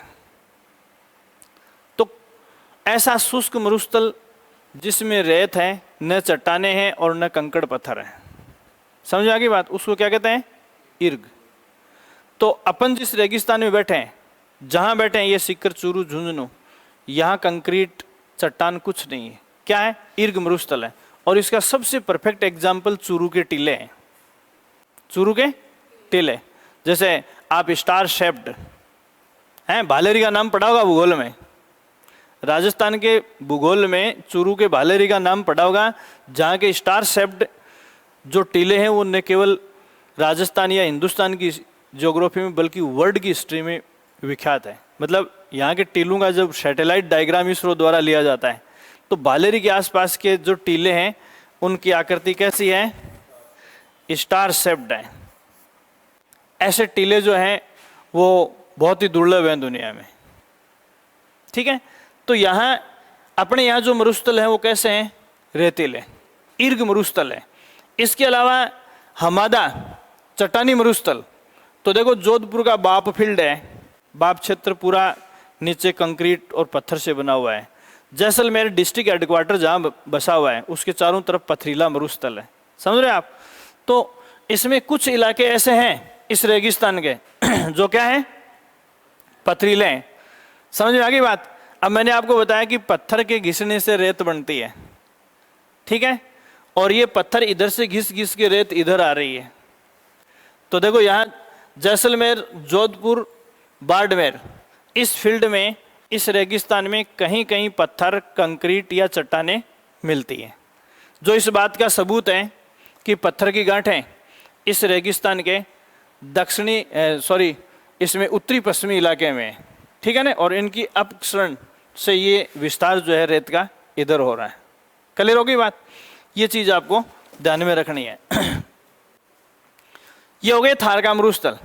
दूसरी बात, तो रेतीले, अपने यहाँ रेतीला मरुस्थल है, तो जब राजस्थान में रेगिस्तान पढ़ोगे तो आप इसकी सीधी सी जो व्यवस्था है वो सहारा में लेके जाओगे।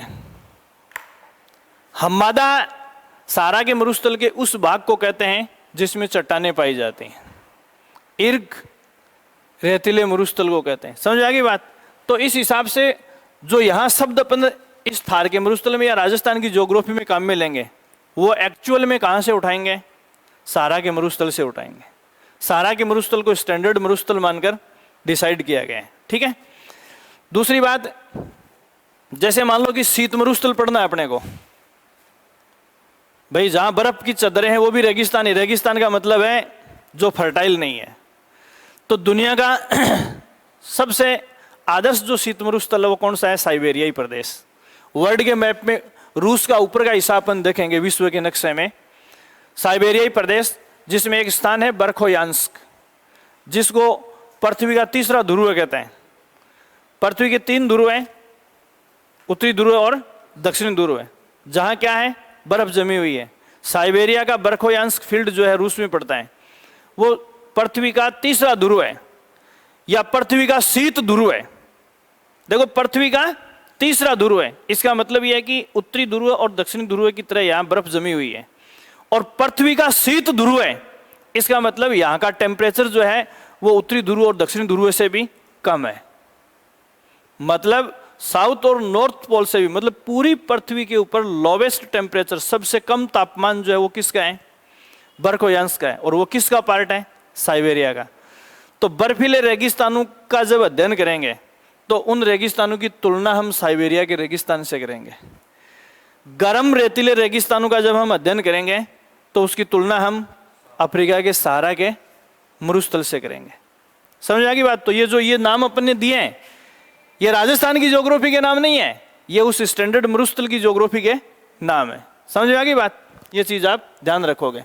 दूसरा सवाल जो यहां आपको देखना है वो क्या है? इसमें देखना थार के मरुस्थल की स्थिति को मैंने आपको बताया कि रेतीले मरुस्थल है उनको 2 भागों में बांटते हैं। अभी जो बीच में मैं बात बता रहा था, एक तो होता है उष्ण मरुस्थल। उष्ण मरुस्थल का मतलब जो करक और मकर रेखा के बीच में स्थित है। और दूसरा है उपोष्ण मरुस्थल, मतलब करक और मकर रेखा के बीच तो नहीं है लेकिन इनके नजदीक है। तो राजस्थान का जो थार का मरुस्थल है वो करक रेखा के नजदीक ही है। तो ये जो मरुस्थल है थार का मरुस्थल, ये सहारा की तरह परफेक्ट उष्ण परिस्थितियों वाला तो नहीं है, या यूं कह सकते हैं कि ये उतना टिपिकल तो नहीं है। मतलब सहारा का मरुस्थल जितना टिपिकल है उतना टिपिकल ये नहीं है। वैसे मैंने आपको पहले बता दिया था कि दुनिया का सबसे जैव विविधता की दृष्टि से आबाद मरुस्थल दुनिया में जो है वो थार का मरुस्थल है। तो देखो, ये दुनिया का 9वां बड़ा उपोष्ण मरुस्थल है। कितने नंबर का? 9 नंबर का। इससे बड़े उपोष्ण मरुस्थल और भी हैं 8, लेकिन जैव विविधता की दृष्टि से सबसे बड़ा मरुस्थल है। देखो, बड़ा जैव विविधता की दृष्टि से सबसे बड़ा का मतलब क्षेत्रफल से नहीं है। अब जैव विविधता की दृष्टि से सबसे बड़े का मतलब है कि वो रेगिस्तान जिसमें जीव जातियों की संख्या सबसे ज्यादा पाई जाती है। तो दुनिया के अगर किसी शुष्क मरुस्थल में जीव जातियों की सबसे ज्यादा जनसंख्या पाई जाती है तो वो कौन सा है? थार का मरुस्थल है। समझ आ गई बात? ये चीज आपको ध्यान में। तो जैव विविधता की दृष्टि से सबसे बड़ा, इसका मतलब क्या है? क्षेत्रफल से नहीं, जातियों की संख्या से है। तो सबसे ज्यादा जातियों की संख्या किसमें? इसी मरुस्थल में। और क्षेत्रफल की दृष्टि से देखें तो दुनिया का 9वां बड़ा उपोष्ण मरुस्थल है ये। ठीक है। तो यहां फिर देखो, सहारा की जब अपन बात करेंगे तो सहारा के मरुस्थल की जो व्यवस्था है वो एडजेक्ट इसके ऊपर लागू नहीं होगी। कैसे नहीं होगी? जैसे वहां आपने पढ़ा कि शुतुरमुर्ग एक चिड़िया होती है जो उड़ नहीं सकती। ऐसा पक्षी जो उड़ नहीं सकता, पक्षी भी और उड़ भी नहीं सकता, फिर कहेगा पक्षी है, हैं? ये इतना बड़ा अंडा देता है, समझे? और वहां जो लोग SST के हैं या RS वगैरह की तैयारी कर रहे हो, वहां आप लोगों सहारा के मरुस्थल में कुछ जनजातियां पाई जाती हैं। 1-2 का नाम बता सकते हो क्या? कालारी, बुशमैन, ये जनजातियां कहाँ हैं? अफ्रीका के सहारा के मरुस्थल में पाई जाती है। तो ये बुशमैन जाति के जो लोग हैं ये इस रेगिस्तान में रहते हैं। ठीक है। वो शुतुरमुर्ग अपने अंडे को तोड़ के अपने चूजे को बाहर निकाल लेता है, या फिर साबुत अंडा भी इनको मिल गया ना, ये बहुत खुश होते हैं क्योंकि ये ऊपर से कट लगा के और उसको हटा के ढक्कन को, और उसको पानी रखने के लिए बर्तन की जगह यूज करते हैं। तो जो काम अपने यहाँ मटके का है वो किसका है? शुतुरमुर्ग के अंडे का। ये कितनी टिपिकल है, बर्तन है उनके पास, फिर भी उनको पानी किस में रखना पड़ता है? शुतुरमुर्ग के इस अंडे के कवच में, क्योंकि ये इतना कोटेड होता है कि इसमें पानी रखने के बाद वाष्पीकरण नहीं होता। सोच सकते हो उनके लिए पानी की कितनी कीमत है। एक बूंद पानी भाप बनकर नहीं उठ सकती, और अपने मटके को 4 दिन भर के रख दो, बिल्कुल नहीं पिएंगे तो भी खाली हो जाएगा। तो पानी की इतनी कीमत है इन लोगों के लिए। ठीक है, अगर बरसात के दिनों में थोड़ी बहुत नमी कहीं आ गई तो ये लोग क्या करेंगे? उस गीली मिट्टी में लकड़ियां दबा देते हैं। अब मिट्टी में लकड़ी दबाओगे तो क्या होगा? दीमक आएगी। क्या आएगी? दीमक। फिर उस लकड़ी से दीमक को झड़का के बॉईल करके आराम से खाते हैं। दीमक को बुशमैन का चावल कहा जाता है। लोग कहते हैं ना, हालात आदमी से कुछ भी करवा सकते हैं। तो दुनिया में सबसे प्रतिकूल परिस्थितियों में जीने वाली लोभी जनजातियां हैं, आपको बताऊं मैं। आप उधर साइबेरियाई प्रदेश में कौन सी जनजाति पढ़ते हो? एस्किमो। उन लोगों का जीवन इतना तकलीफ भरा होता है, आपको बताऊं मैं, कि बुढ़ापे तक आने 40-45 साल के बाद में उन सबको एक ही तरीके से सुसाइड करना पड़ता है सबको।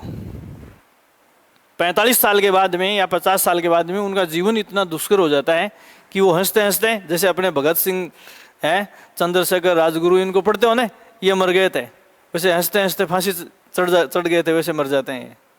क्योंकि उसके बाद इनकी जिंदगी नरक हो जाती है। फिर भी इन लोगों के जीने का क्रेज आप देखोगे, इन लोगों के जीने का क्रेज आप देखोगे तो आप देखते रह जाओगे, उनके सामने हम कुछ नहीं है। तो जिस आदमी को पता है कि अंततः मुझे हत्या करनी है, फिर भी उनके जीने का अंदाज इतना गजब होता है, तो हर चीज में आनंद ढूंढते हैं वो। तो जनजातीय कल्चर को जब आप पढ़ोगे तो वास्तव में आपको जीने के तरीके मिलेंगे। ये लोग क्या है, जैसे बर्फ के अंदर वो साल मछली होती है, अब बर्फ को खोद के जगह जगह से थोड़े देखा जाता है, इतनी अच्छी टेक्निक पता नहीं कहाँ से सूखे पत्ते लाते हैं, उस बर्फ के ऊपर छोड़ देते हैं। अब मछली सांस लेगी तो बर्फ के छेदों से बाहर हवा आएगी तो पत्ते हिलेंगे, जहाँ से पत्ते हिलेंगे उसको खोद लेते हैं। अब उसका ऑपरेशन इस तरीके से करते हैं कि अपनी जिंदगी का हर मकसद उस मछली से पूरा करते हैं।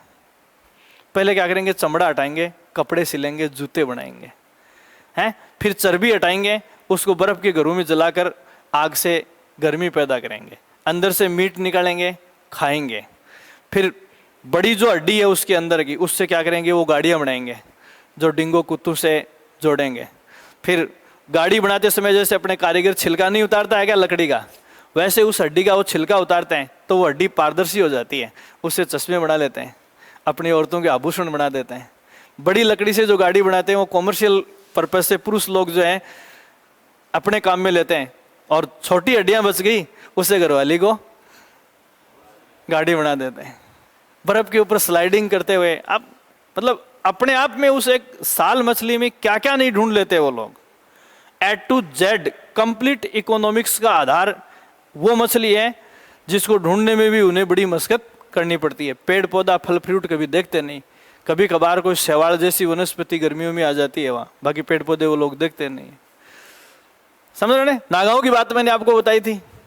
तो बहुत ही मतलब उत्तम शैली का जीवन उनमें मिलता है, परिस्थितियां प्रतिकूल होने के बावजूद भी। तो यहाँ इस रेगिस्तान में क्या है? अब देखो, सहारा के रेगिस्तान में हमने जो परिस्थिति पढ़ी है वो कैसी है? उपोषण, सॉरी थार के मरुस्थल में। तो इसमें अगला सेंटेंस लिखेंगे पहला ही है ना, राजस्थान का उत्तरी पश्चिमी मरुस्थल, राजस्थान का उत्तरी पश्चिमी मरुस्थल थार के मरुस्थल का हिस्सा है, थार के मरुस्थल का हिस्सा है, थार के मरुस्थल का हिस्सा है। हेलो,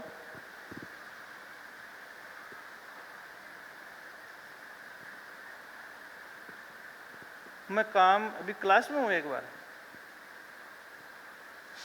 मैं करूँ, एक बार थोड़ी देर में फ्री हो गए करूँ 10 मिनट में।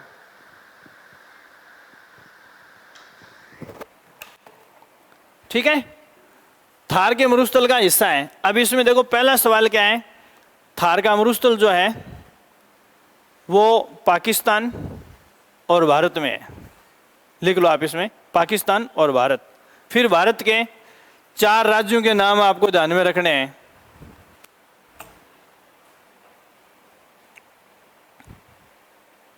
चार राज्य क्रमशः लिखने हैं लेफ्ट टू राइट। क्या लिखोगे सबसे पहले? गुजरात, फिर राजस्थान, फिर हरियाणा, फिर पंजाब। ठीक है, ये 4 तो आपको मिलेंगे। और अब अगर कंडीशन दे दी जाए तो दिल्ली जोड़ लो आप इसमें, कोष्टक में प्लस दिल्ली। ये चीज आपकी किताब से डिफरेंट है। फिर आप कहोगे कि 4 राज्यों में ही है। मैं क्या बता रहा हूं? 5 बता रहा हूं आपको। प्लस क्या कर दिया है? दिल्ली। दिल्ली में खाली दिल्ली नहीं है, NCR, Delhi national capital region of new Delhi. तो इसमें देखो बहुत सारे जिले ऐसे हैं, जैसे हरियाणा का कुछ हिस्सा शामिल कर लिया, राजस्थान का भरतपुर, अलवर और कुछ हिस्सा झुंझुनू का भी नेशनल कैपिटल रीजन में डिक्लेयर कर दिया है। मतलब राष्ट्रीय राजधानी क्षेत्र दिल्ली की फैसिलिटी उस फील्ड को देने के लिए। तो पूरा एनसीआर जो है वो इसकी चपेट में आ गया है। ठीक है, इसके बाद में राजस्थान के जिलों की यदि अपन बात करें तो आपको पता है 12 जिलों में इनका विस्तार है। ठीक है, ये चीज आप ध्यान रखेंगे। तीसरा सवाल आप इसमें लिखो, राजस्थान या मरुस्थल के निर्माण की प्रक्रिया, मरुस्थल के निर्माण की प्रक्रिया किधर से किधर है? दक्षिण पश्चिम से उत्तर पूर्व की ओर। दक्षिण पश्चिम से उत्तर पूर्व की ओर, दक्षिण पश्चिम से उत्तर पूर्व की ओर।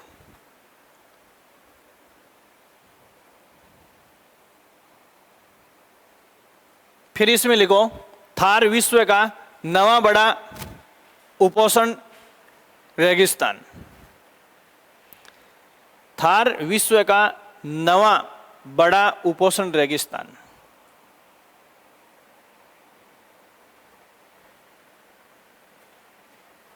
नवा बड़ा उपोष्ण रेगिस्तान, नवा बड़ा उपोष्ण रेगिस्तान। लेकिन जैव विविधता की दृष्टि से सबसे बड़ा उपोष्ण रेगिस्तान, लेकिन जैव विविधता की दृष्टि से सबसे बड़ा उपोष्ण रेगिस्तान, सबसे बड़ा उपोष्ण रेगिस्तान। देखो जैव विविधता की दृष्टि से सबसे बड़ा का मतलब, फिर बता रहा हूं, क्षेत्रफल नहीं है, जीव जातियों की संख्या है। तो दुनिया में जितने भी उपोष्ण रेगिस्तान है, अब एक बात और सुनो, देखो यहां मैंने आपको बताया कि शीत मरुस्थल है, उष्ण मरुस्थल है और उपोष्ण मरुस्थल है, उपोष्ण मरुस्थल, ठीक है ना। तो यहां देखो सबसे कम जैव विविधता की संभावना किस में होती है?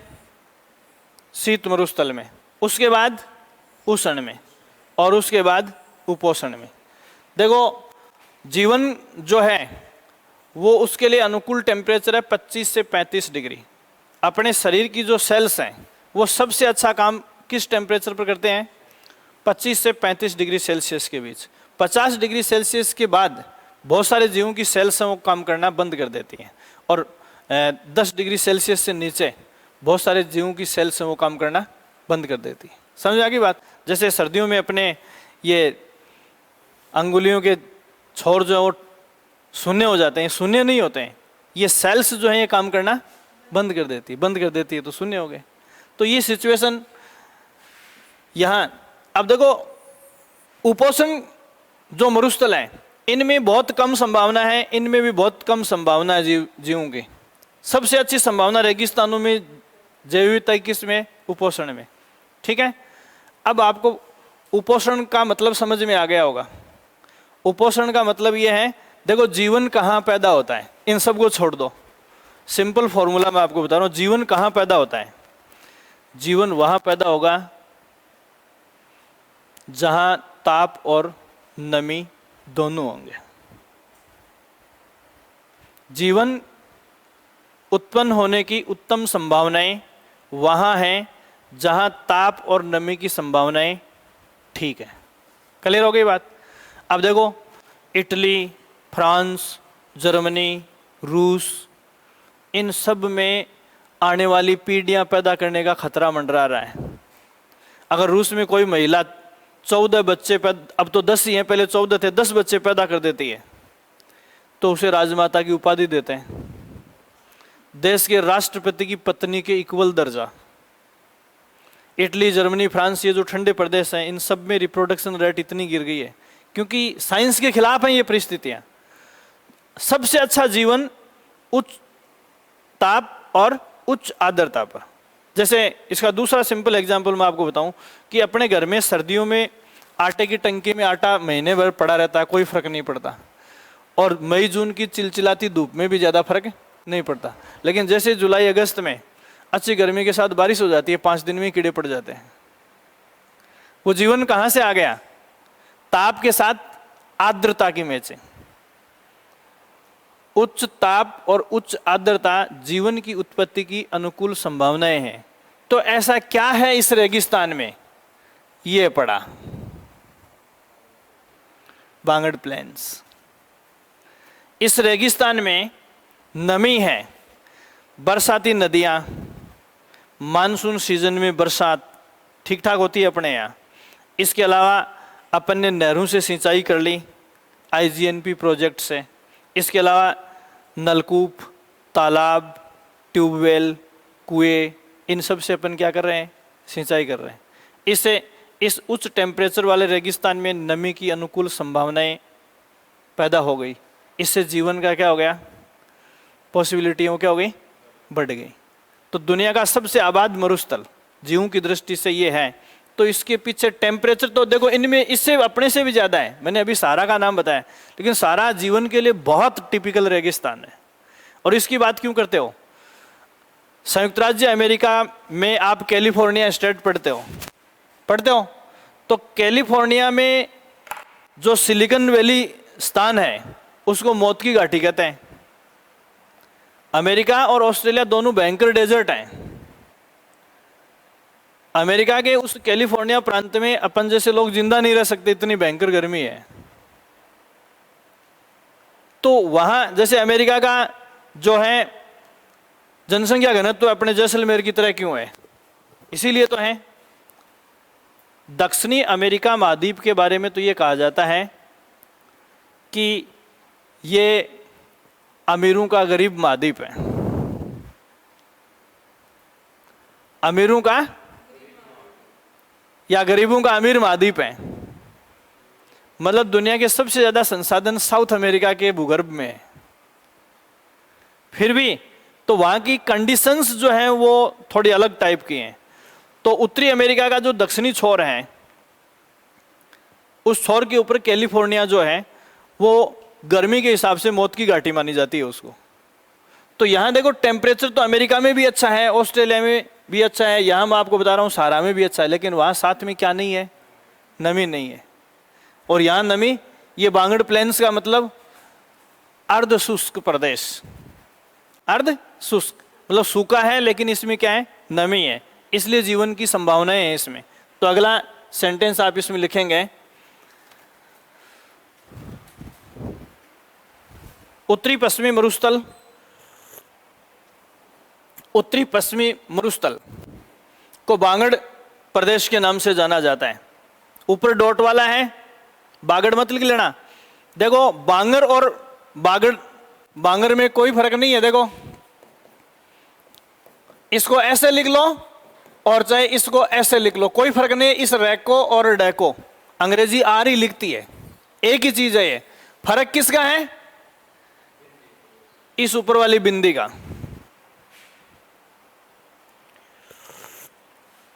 बांगड़ प्रदेश के नाम से जाना जाता है। अर्थात इस बांगड़ का मतलब क्या है? यहां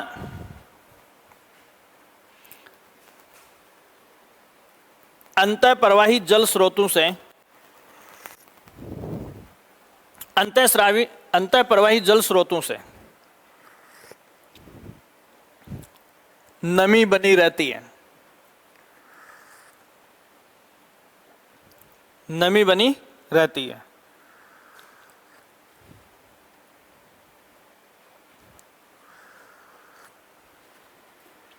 ठीक है।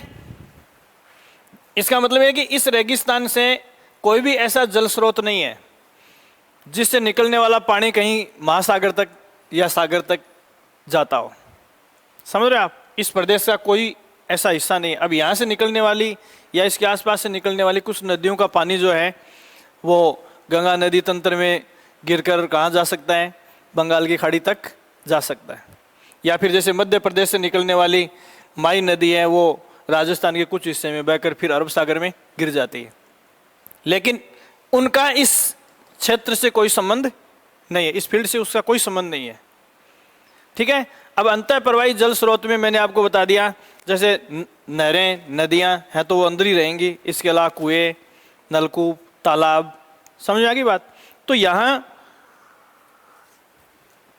इस अंतः प्रवाही जल स्रोत के साथ साथ कुछ नमी के स्रोत जो हैं उनके बारे में एग्जाम में पूछते हैं इस रेगिस्तान में। एक दो का नाम बता सकते हो क्या? हैं? हैं? अरे ये खड़ीन क्या है? जल संरक्षण की विधि पीने के लिए या सिंचाई के लिए? पानी दिखते ही दो बातें दिखनी चाहिए। मैंने आपको बताया ना, फिर दो बातें, फिर दो बातें। हैं? वो जोक नहीं सुनाया था क्या बाबा जी वाला? है नहीं सुनाया? एक कोई बाबा जी थे तो बड़े प्रसिद्ध संत थे, बड़े खुश मिजाज थे, बहुत सारे चेले थे। अब मरने की घड़ी आई तो बाबा जी थोड़े टाइम पहले उदास हो गए, मौत दिख गई थी। तो चेले कुछ खास थे तो बोले यार बाबा जी कभी इतने उदास नहीं हुए, अपने को मृत्यु के सत्य के बारे में सिखाते हैं और मौत नजदीक आई तो खुद मायूस हो गए। कारण पूछते हैं तो चले गए। बोले बाबा जी आप मायूस लग रहे? बोलो नहीं रे यार मायूस नहीं हूँ। नहीं बोला बाबा जी आपने हमें इतना दिया है, आप बताओ आपकी कोई अंतिम इच्छा हो या आपकी कोई चिंता को हम दूर कर सकते हैं तो आप बताओगे तो करेंगे। तो बाबा जी ने कहा यार चिंता तो है, लेकिन चिंता मौत से डर के नहीं है। चिंता यह है कि मेरे मरने के बाद दो बातें होंगी। देखो ऑब्जेक्टिव टाइप में आगे से आगे दो बातें ढूंढनी कैसी है। तो बोले दो बातें कौन सी होंगी? तो बोला या तो मुझे आप जलाओगे या मुझे आप दफनाओगे। आपने मुझे जला दिया कोई बात नहीं है, अगर दफनाओगे तो फिर दो बातें होंगी। बोले बाबा जी क्या होगी? बोले या तो आप मुझे कृषि भूमि में दफनाओगे या गोचर भूमि में दफनाओगे। तो बोले गोचर भूमि में दफना दिया कोई बात नहीं है, कृषि भूमि में दफनाओगे फिर दो बातें होंगी। तो बोले या तो वहाँ मतलब खाद्यान्न फसलें बोई जाएंगी, मतलब अनाज या दाल, या तो खाद्यान्न फसलें बोई जाएंगी या तिलहन फसलें बोई जाएंगी। खाद्यान्न फसलें बोई कोई बात नहीं है, तिलहन फसलें बोई तो फिर दो बात होंगी। ठीक है। तिलहन फसलों से जो तेल निकाला जाएगा उसको या तो एडिबल ऑयल के रूप में यूज किया जाएगा या कॉस्मेटिक सामग्री के लिए। एडिबल ऑयल के रूप में यूज किया कोई बात नहीं है, कॉस्मेटिक के रूप में यूज किया फिर दो बातें होंगी। तो बोले या तो उसके जेंट्स प्रोडक्ट बनाए जाएंगे या उसके स्त्री प्रोडक्ट बनाए जाएंगे। अगर पुरुष प्रोडक्ट बनाए गए तो कोई बात नहीं है, और ये लेकिन स्त्री प्रोडक्ट बना लिया तो मेरा ब्रह्मचर्य भंग हो जाएगा। हैं? तो फिर दो बातें। तो यहां देखो मैं आपको बता रहा था कि पानी दिखते ही आपके दिमाग में दो बातें आनी चाहिए, पीने का या सिंचाई का या दोनों। खड़ीन किसकी पद्धति है? देखो ऐसे शब्द आते हैं पेपर्स में आपको मिलेंगे, खड़ीन, टांका, टोबा, ऐसे मिलेंगे आपको। तो खड़ीन क्या है? खड़ीन सिंचाई की प्राचीन जल पद्धति है, जल संरक्षण की। कुछ नहीं होता है इसमें, मैं बताऊं आपको क्या होता है। जैसे इन पश्चिमी जिलों में बारिश बहुत कम होती है, इसको छोड़ दो आप, मैं दूसरे तरीके से समझा रहा हूं। अपने खेत में बारिश आती है और खेत में कहीं थोड़ा बहुत घास फूस या कचरा पड़ा, कहीं ढेर, बारिश को गुजरे हुए 10 दिन हो गए, पूरा खेत सूख जाता है। उस कचरे को हटाएंगे अपन तो उसके नीचे नमी वैसी की वैसी ऊपर तक बरकरार मिलेगी, एकदम गीला मिलेगा वो। बस यही खड़ीन है। ये लोग क्या करते हैं, जैसे जिन इलाकों में बारिश होती है वहाँ जैसे एक लेयर में प्लेन कर दिया, फिर नीचे क्यारी कर दी, फिर आगे ढाल में नीचे वाली स्टेप सीढ़ियों की तरह क्यारी कर दी और उनके ऊपर थोड़ा बहुत कचरा फैला देते हैं। ठीक है, बारिश आएगी, अब वो लोग क्या करते हैं, कचरा पूरे पे नहीं फैलाते हैं, इतना कचरा कहाँ से लाएंगे। अब जैसे अपने यहाँ आजकल ये बेल वगैरह जो ये पॉलीथीन वाली कृषि शुरू की है ना, बूंद बूंद से, तो पौधे की जड़ में ड्रिप छोड़ देते हैं। तो ये लोग जैसे जहाँ तरबूज की बेल लगानी है तो थोड़ी सी दूर में कचरा डालेंगे और उसके नीचे बीज बो देंगे 3-4, एक बेल इधर चली जाएगी, दूसरी इधर चली जाएगी, तीसरी, मिट्टी सूखी है पूरी, जहाँ उसकी जड़ को पानी चाहिए वहाँ लंबे समय तक बनी रहती है। यही खड़ीन पद्धति है, डालों को प्लान करके। ठीक है, या फिर दूसरा तरीका और हो जाता है, जैसे क्यारी में जैसे फावड़े से खाई कर दी बीचों बीच, तो वो पानी कहाँ जाएगा, खाई में जाएगा, और खाई के अंदर कचरा डाल देते हैं और उसके नीचे बीज बो देते हैं, तो उस खाई में लंबे समय तक क्या बनी रहेगी, समझ गया ना। तो ये है खड़ीन पद्धति। टांका, टांका किसको कहते हैं, टांके का संबंध पेयजल से। ये बारिश का जल संरक्षण की प्राचीन पद्धति है जिसका संबंध किससे है, पेयजल के से है। क्या करते हैं, जितने भी दुर्ग हैं, आप जितने भी, यहाँ तक कि अपने आसपास भी जितनी फोर्ट हैं, कभी जाओ तो आप उनको ठीक से देखना। हर दुर्ग की तलहटी में नीचे एक टैंक बना हुआ होता है, तो उस पूरे किले की छत का जहाँ कहीं से भी पानी फिसल कर आएगा, सारा का सारा किस में जाएगा, उस टैंक में जाएगा। तो बहुत बड़े बड़े हौद बने हुए हैं दुर्गों के नीचे, और बहुत सारे दुर्ग ऐसे हैं कि इनमें नीचे टांका बना दिया और ऊपर चौगान बना दिए। चौगान किसको कहते हैं, स्टेडियम को कहते हैं। अब जैसे चौगान, कई टाइप के स्टेडियम होते थे, कुछ बड़े चौगान है उनके ऊपर घुड़दौड़ होती थी। दुर्ग की चारदीवारी के भीतर हाथियों की लड़ाई के लिए, घोड़ों की लड़ाई के लिए, पहलवानों की कुश्ती के लिए। तो नीचे पानी का जो टैंक है उसको क्या कहते हैं, टांका। तो ये किसी दुर्ग के नीचे, किसी राजभवन के नीचे, जितने विलास सारे क्या होते हैं, राजभवन होते हैं, तो जितने भी विलास या जो दुर्ग वगैरह हैं उन सब के नीचे पेयजल के जो स्रोत हैं उनको क्या कहते हैं, टांका कहते हैं। ठीक है, टोबा किसको कहते हैं, छोटे छोटे कुंड होते हैं। क्या होते हैं, छोटे छोटे कुंड। एक जैसे बार बार सवाल आता है, शेखावाटी में कुएं को क्या कहते हैं अपनी यहाँ की लोकल भाषा में, है जोड़। सामान्यतः अपन जोड़ किसी और को कहते हैं, ये सवाल बहुत बार पूछा गया है। तो यहां आपको एक पूरा सिस्टमेटिक अकाउंट मिलेगा, 10-15 शब्दावली हैं, उनमें से 1-2 एग्जाम को छोड़ के हर बार यहां से सवाल आता है। अब इनका संबंध इस प्रदेश से ही क्यों है। अभी देखो, अब भी सरकार जो है आपको तालाब बनाने के लिए, आपको वाटर हार्वेस्टिंग के लिए, वाटर रिचार्ज के लिए अपने यहाँ सरकार, वर्ल्ड बैंक बहुत सारा सब्सिडी युक्त ऋण दे रही है अपने को। क्यों दे रही है, क्योंकि अपने इस फील्ड में क्या है, पानी की चुनौतियाँ हैं। तो इन जल चुनौतियों से निपटने के लिए जैसे टैंक बनाएंगे उसके लिए सब्सिडी दे रही है, खेत में अपन पौंड बनाएंगे उसके लिए सब्सिडी दे रही है। तो ये सारी चीज़ें भावी चुनौतियों के लिए, या फिर हर घर नल, ये योजना यहाँ तक लेके आए। तो जैसे मान लो कि 2 साल में अचानक पानी खत्म हो गया, तो पीने के पानी की व्यवस्था कहाँ से होगी। तो ये सारी जो हमारे चैलेंज हैं, उन चैलेंज के ऊपर यहाँ से हर बार सवाल पूछा जाता है। उसको आप इस भौतिक प्रदेश से जोड़ के देख लो, या फिर आप किससे जोड़ के देखोगे, वर्तमान योजनाओं से जोड़ के देख सकते हो। तो इस हिसाब से ये चीज़ें कल अपन इसको आगे बढ़ाएंगे। देखो, मोटी मोटी चीज़ें, कल्चरल एक्टिविटी वगैरह सारी अपन इस प्रदेश को अपन पढ़ लेंगे, उसके बाद करीब करीब चीज़ें हो जाएंगी।